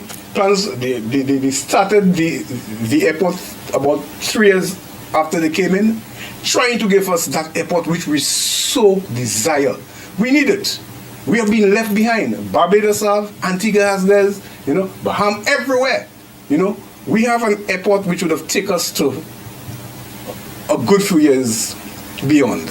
A good few years beyond. But when you tell me you want to go with a PPP with IFC, when they're going to own your airport and then give it back to you 30 years after, that's madness. Because 30 years after, you will be paying for a lot of maintenance. Is there something wrong? No, yeah. 30 years after. 30 years after, you will be paying for maintenance. And again, it's not the government's, the taxpayers' money paying for the airport. It is the traveling public that's paying for the airport. Why go PPP? Okay, the banks would not have given us money if they didn't know how we would have paid it. We're talking about the bigger your airport, the more people go through your airport, the more money you make. The more money you make. So, why is it? We are solutions. Stop making other solutions look bad when you know there was nothing wrong about the construction of the airport. And something which is very important, when the whole thing was conceptualized and the airport was being built, an invitation was sent by SLASPA. The board requested and an invitation was sent by SLASPA to the leader of the opposition, who is now Prime Minister, and his team to attend the meeting so they could relay the plans of what the airport would look like and what they were doing. They declined the invitation, was sent to them. They never attended any meeting. And now they're going to come and talk about the airport. Okay. That's it. All right. Okay, folks. So that is former UWP, I think, is it chairman or the general secretary, speaking here. I believe this is an old recording a few months ago, and very interesting that the government today, Mr. Pear, speaks of the airport, and we know during the last campaign that the airport was considered to be corrupt and too big, and first two-story airport in the world, that's what you heard. Tourism will not return to its original place. Cost overrun on the piling, and you heard all of those stuff, St. Lucians. We are going to do an entire program next month on the airport redevelopment project in St. Lucia. An entire night of discussion on this program. Caller, you're on the air. Just hold 1 minute. Thank you. All right, so we have a caller. Just hold 1 minute, my friend. So, a lot of things I gather from what Mr. Oswald Augustine is saying, and I have nothing with the gentleman. I believe he's a St. Lucian who loves his country, a decent man, and I have no reason to think he's a bad person or he's just messing with the Labour Party or the UWP. He's in the center right now. He's not supporting one side over the other side. This seems to be facts as from this gentleman, and I'm kind of believing him. One, he said that the former opposition leader, Mr. Philip J. was invited to a meeting and they declined. Two, he is saying that every day the airport sits there, it is causing taxpayers money. Three, he said that the agreement that the Philip J. administration wants to go into, it is a PPP agreement which comes with a 30-year lease of the airport. So, whole Konupabo right now, we need to get some truth, some facts about the airport. What was the problem, the original problem with the airport in Vieux Fort? What was the problem? Was there corruption, bubble? Come forward and tell us, and you will have to prove to us as a people, where did you find the cost overrun in the piling? The gentleman said it was done in real time, it was done within cost, but you are saying, you told the St. Lucian people, Mr. Pear, that there was cost overrun on the piling alone. We heard it with our own ears. You said it. And you now will have to answer, and you will have to call Mr. Oswald a liar. You'll have to call him a liar, or you'll have to prove to us that what you said was right. There was cost overrun. Caller, you on the air. Go ahead. Thank you for waiting. Good night, Brother Garfield, and good night to all your listeners. Good night, my friend. Lucia, all of the Caribbean, everybody's listening. Good night, Mr. Martinez. A special good night to you too. Brother Garfield. Talk to me. I'm very happy with finally Oswald Augustine has opened his mouth and spoken. Mr. Oswald Augustine, may I give him some respect as well? I am very happy that he has opened his mouth finally and spoken.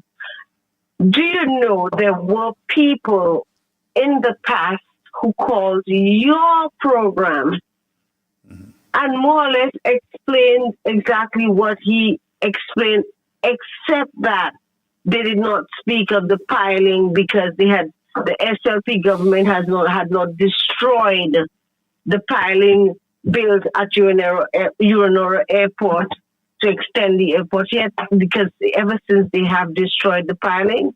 But I think you called and said that you were asking questions whether the piling were being destroyed. I believe so. Thank you very much. Mm-hmm.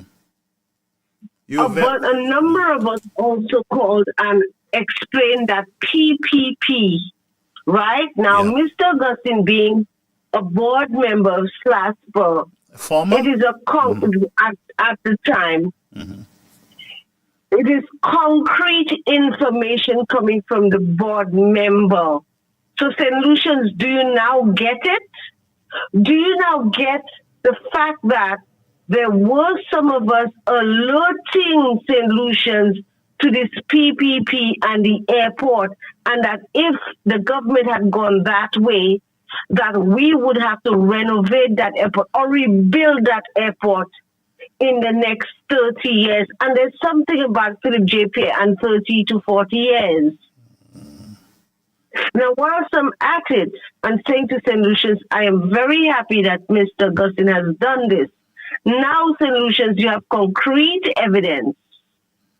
I am hoping that, or I'm asking that, the rest of the St. Lucians who held certain positions on certain boards, with a lot of the other things that have alleged corrupt things that have happened in St. Lucia that may hold a lot of truth to it, that you start opening your mouths and speaking out as well.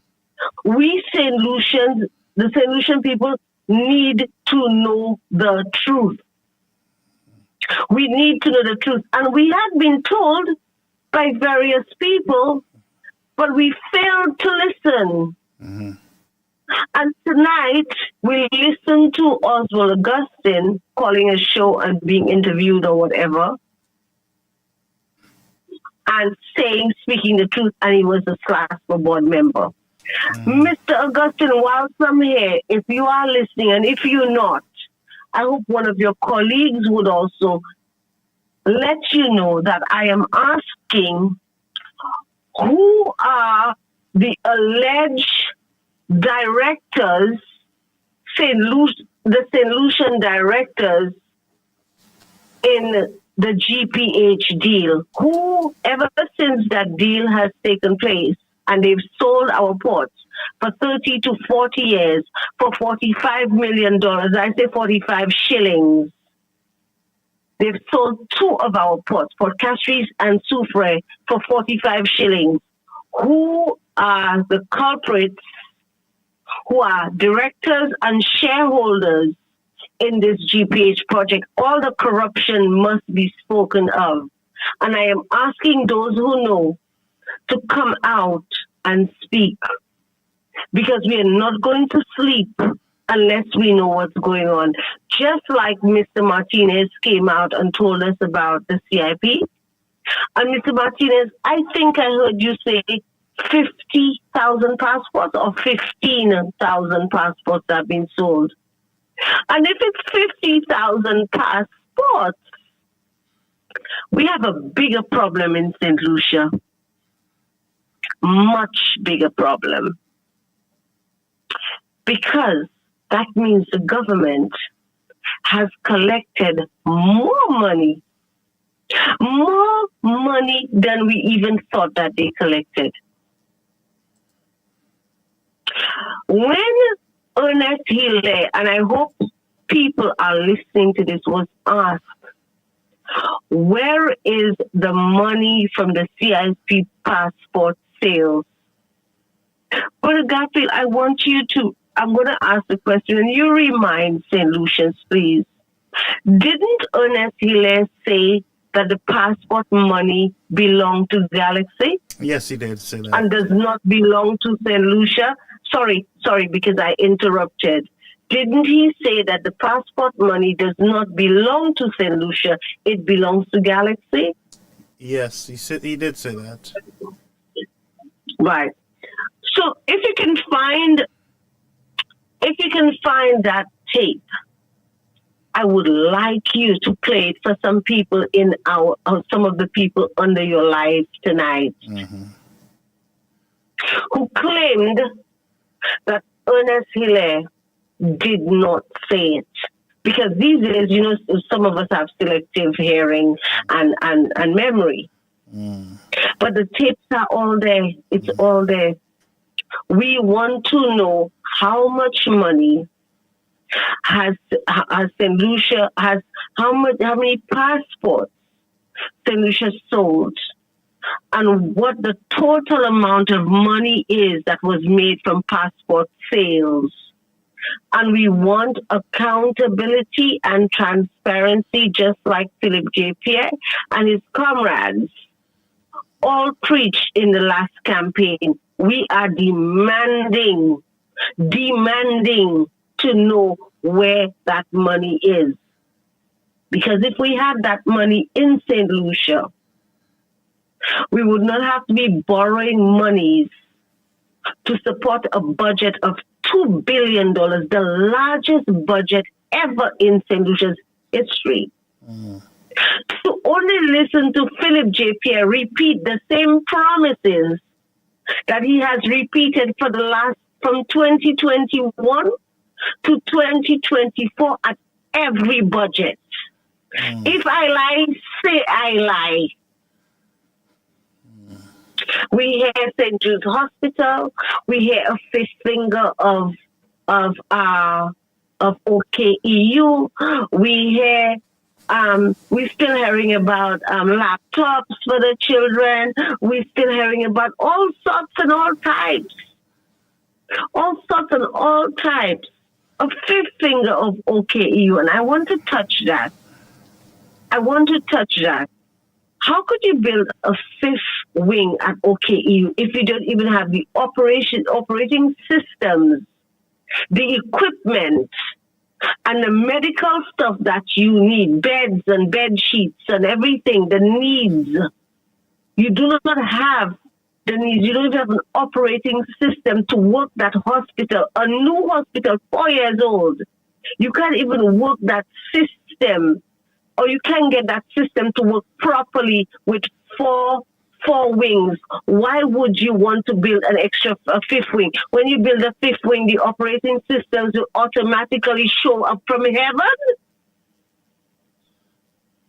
Or do you get the operating system to work, all the systems to operate properly, to work properly, that solutions can get the best healthcare ever at that hospital before proceeding to putting more monies into a fifth wing, and we still cannot get proper healthcare or the standard of healthcare that we deserve?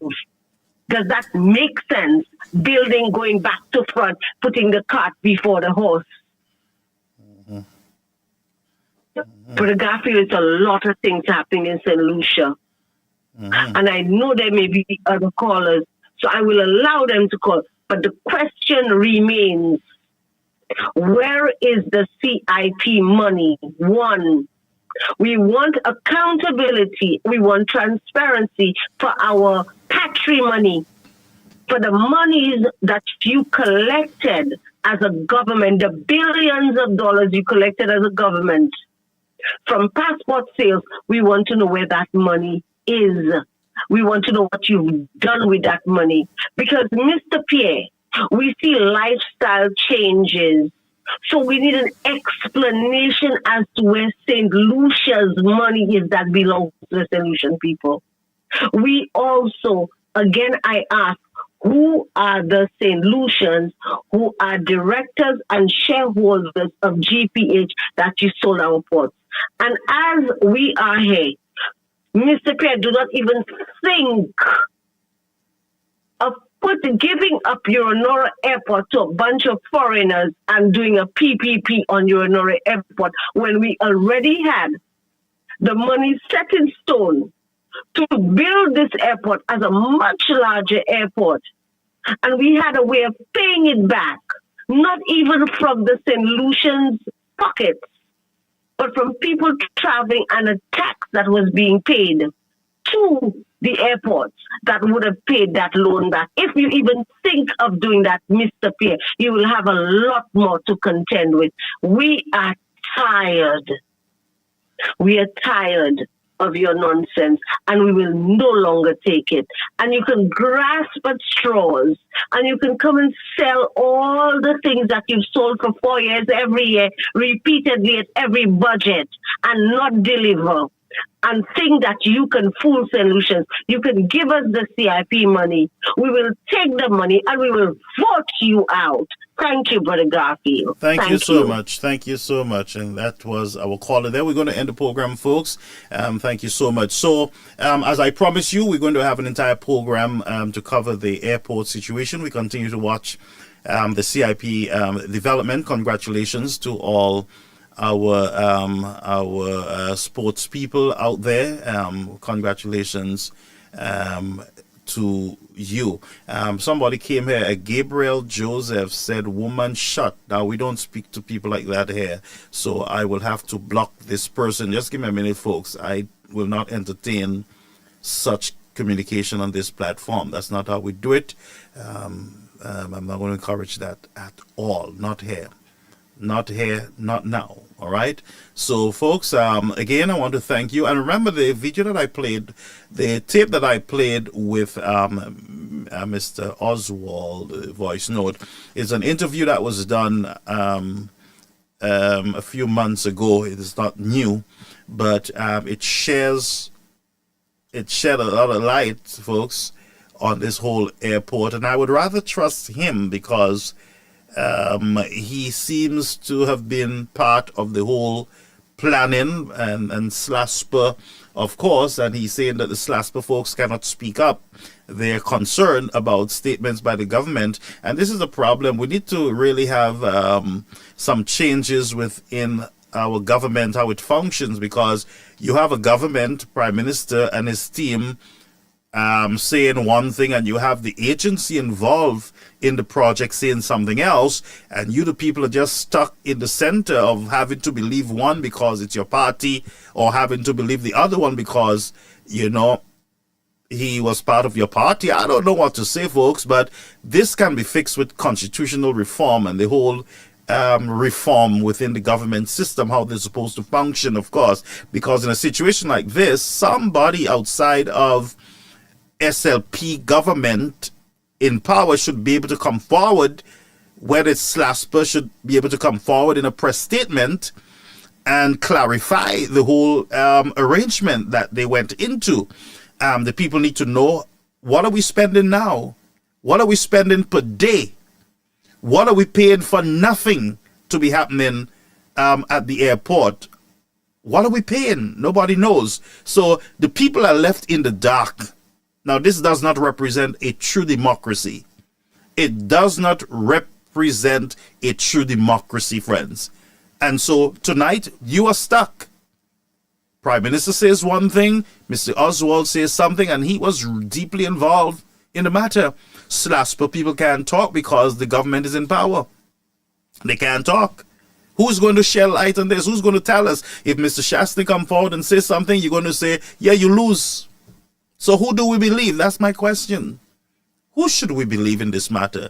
And I believe we should believe the facts. Who is presenting the facts? SLASPA will have to come forward and clarify. SLASPA will have to have a press conference on the airport development project. Somebody should be able to address the citizens of the country. Somebody should be able to. Right now, the nation, as far as I'm concerned, the people are in the dark when it comes to the development over there. And the people were told that there's cost overrun and a whole set of pile, and they moved the airport. One man moved the airport and one man signed this. And SLASPA and Mr. Augustus, Mr. Oswald is saying, look, this is us, SLASPA. We were on the board. We are the ones who did this deal, who work on this project. And you guys are saying it's Shastny. And that the Prime Minister said it today again. So please, we need some more clarity on that. And we don't want election jabs. We want to know the truth. We want to know, what went on with this deal. Was there cost overrun for true? That's the question tonight. Was there cost overrun? Is there a cost overrun? Why was there cost overrun? Why? And so, like every other project, whether it's our St. Jude or the highway, a whole set of issues, and you don't know until the issues have blown out into millions of dollars in excess waste. You always know at the end, or when somebody wants to give a political jab, they want to defeat a political party, they come out and they tell you everything, like Ralph Gonsalves. But nobody tells you in advance that we're having a problem here. And this is the problem. Here's how we can fix it. They wait for political opportunities to jab and to stab and to get at. And then the people are the ones who suffer. And then they come into your pockets with a 2.5%, and they say, well, you got to pay more taxes. And then the monetary fund and all those people, the IMF, have to come to say to you, tax the people more, but you have millions of dollars in wastage. What is going on at the airport? What is it costing the government right now? And whose fault it is? Whose fault it is? These are the real issues, friends. But this is the news that you report. And we look forward to all your reports on this platform. If you have news and information you want to share with us privately, the number is 929-586-1821. Please leave a message. Leave your information there. As I get to the system, we will respond to you. We're trying now to respond in a timely manner. We've been way behind on our communication, so we're working on that right now. Our final caller, you're on the air, Caribbean American News Media Platform. Good evening, Brother Garfield. How are you doing? Yes, sir. Not bad at all. How are you? I'm good. How was your Easter? Well, not bad. You know, I don't celebrate Easter, but I had a good weekend. Yeah, that's what I meant to. Yeah, I meant to ask. Appreciate. Mm-hmm. Yeah, but Garfield, while you're on the port, right? The fact disseminating of information. Hello? Yes, go ahead. I got you. Mm-hmm. Are you aware that there's a seek out at the Beaufort port, where the custom officers most of them are on seek out, and they're operating down there at the Beaufort port on skeleton staff? No. In most instances, my information is the seek out started from last week. One of the latest information I got sometime last week was that the head office had no staff. The airport only had like two or three custom officers working, and so at the Beaufort port, the custom officers are on a seek out. Now, that's the information that I got from a credible source, and I trust that person would not mislead me and give me wrong information.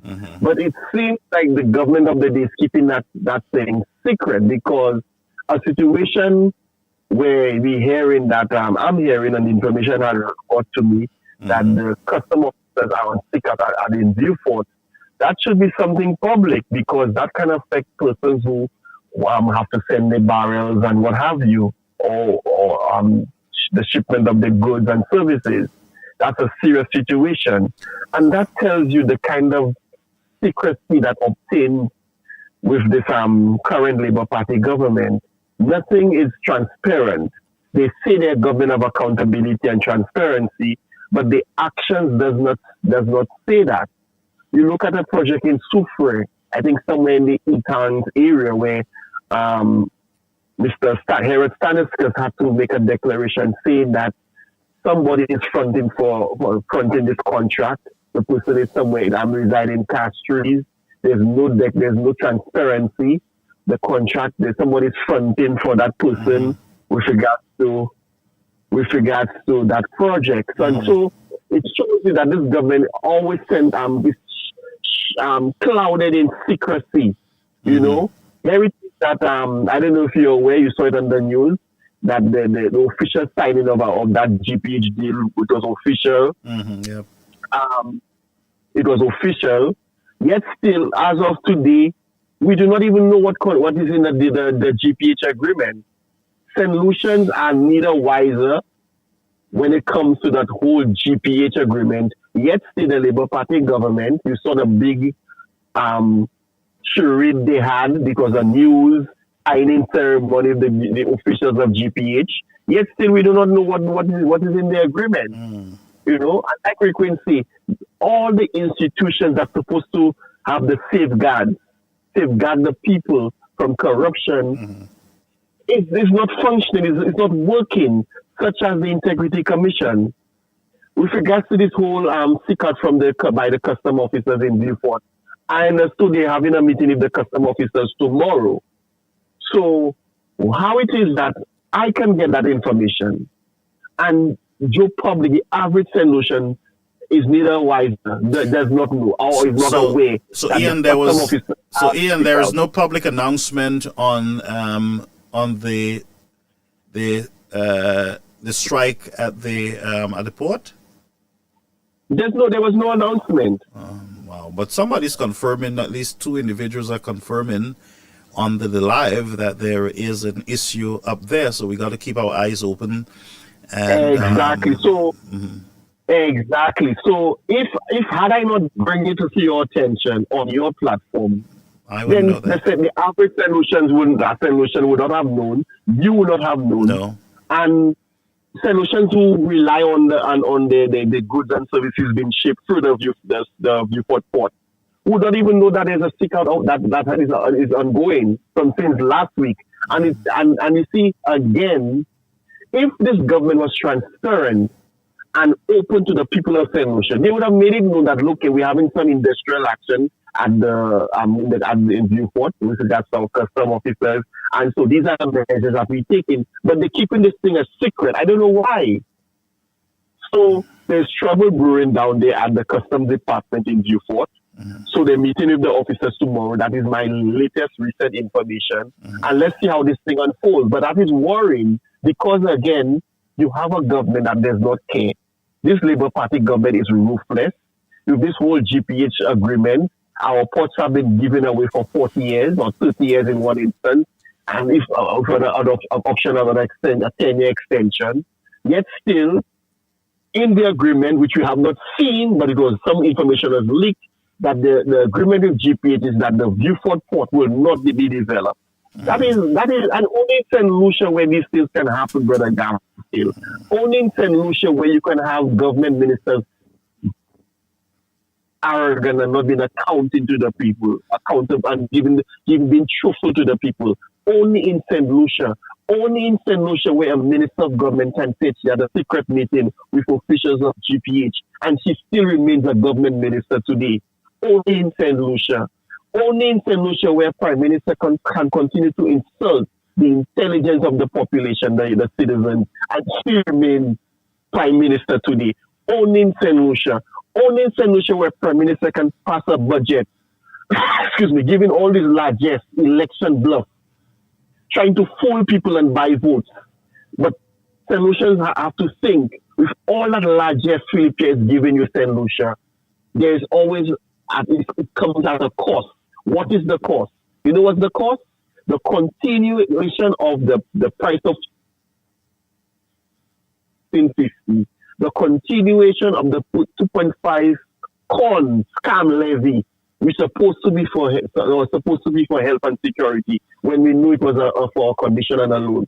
This is where the money is coming from. The scam that was CIP issue, where our passports have been sold or given away to Chinese nationals under suspicious ways, and we don't know where those passports. Up to day like today, when they see they come clean and open to the people of St. Lucia and tell them how many passports was given to Galaxy to sell on our behalf.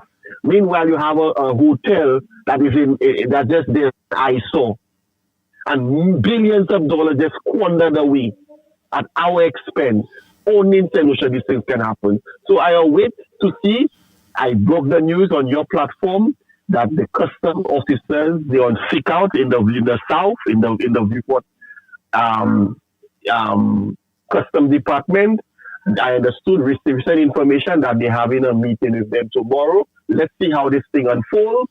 But then again, it has to take a whistleblower like me to give out that information, and that is very sad. We're not a democracy, but we don't live in a true democracy in St. Lucia. Have a blessed day, Brother Garfield. You too, thank you. That was our brother Ian there. So that one we'll have to follow up, but we've come to the end of our program. I have the BMAX housing situation in Rock Hall pictures. I will be dealing with them at another program, and I will put some of them on the chat. It just came in hot on the press. It's such an embarrassment, folks. So I look forward to sharing them with you. Keep sharing those information with us at 929-586-1821. That's why you'll be able to get an uplink there for us. And we're still saying, yes, there was a go slow in Vieux Fort, but that was last week, and it was because we were short on staff. So we're still saying that they were short on staff, and also saying that the issue has been resolved. All right, so we're hearing that the issue has been resolved. We look forward to getting more information on that, and I'm happy that it was taken care of, because we have people who depend on barrels and shipment. They have their business, and it's just an inconvenience. So I'm not celebrating. I'm just saying I'm happy that at least, but inform the people, let the people know, talk to the people. You know, it's sad anyway. Anyway, I came across a song, a CIP song. Let me see if I can pull it up. Welcome to Lucia. I do not own the rights to this music, friends. Scandal in St. Lucia. Ernest fooling and causing confusion. Blaming Chastanay while the money gone. Billions lost and galaxy strong. Scandal in the land. Sapabon, oh man.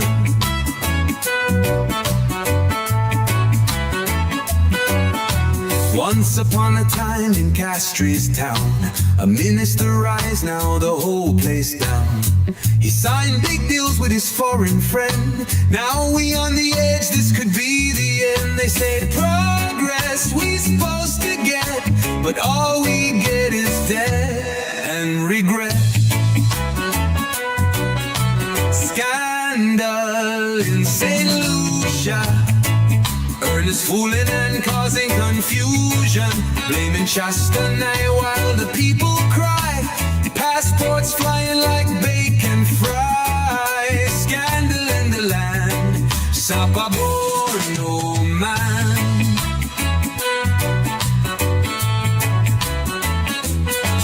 They raised the files and dropped the price. Pulling tricks that not so nice.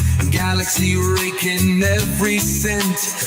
Government only get 1%. Infrastructure, not even a stone. But Ernest balling, leave me alone. Sapabondi tu. Ukawesa, Yovan Paspo, Pointu l'argent. Mais nous pays pas ni pièces développement.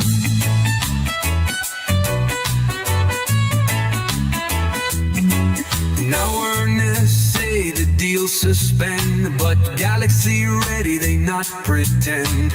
Lawyers waiting to bring the fight, while Lucians losing sleep each night. They say we slip and fail state soon, while billions sitting like man on moon.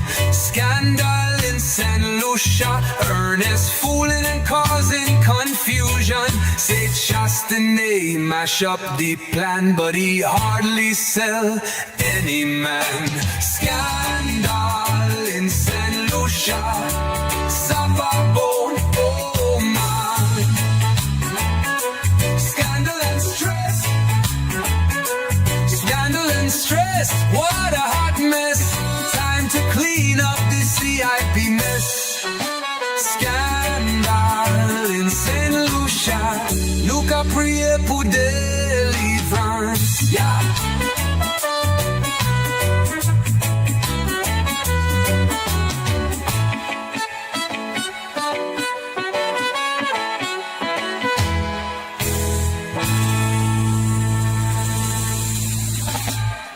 Now, folks, I don't know who's that. I honestly got it in one of our data thing. I don't know who wrote that song. I would love to know who. I would love to interview that person. I don't know who. I need names, folks. I will have to do some investigations on this one. But somebody start the season with the CIP song, but folks have a beautiful, beautiful. I honestly, I don't know. I don't know, folks. But have a beautiful rest of your evening. We look forward in seeing you again with news on the go and any stuff happening. We will come on to share with you, folks. Enjoy the rest of your evening. Thank you so much for being here with us on Caribbean American News Media Platform, the news you report. Caribbean American News Media, your Tuesday night power hour. Live every Tuesday at 8:15 p.m. on Facebook, YouTube, and GVV TV channel 115. Join your host, Garfield Olliver, as he dives deep into the latest inclusion developments, regional affairs, and global issues that matter to you. From politics to the economy, community stories to international headlines. We cover it all with real talk and real insights. Stay informed, get the facts, be part of the conversation. Don't miss out. Set your reminders, share with your friends, and tune in. Caribbean American News Media, the news you report. Caribbean American News Media,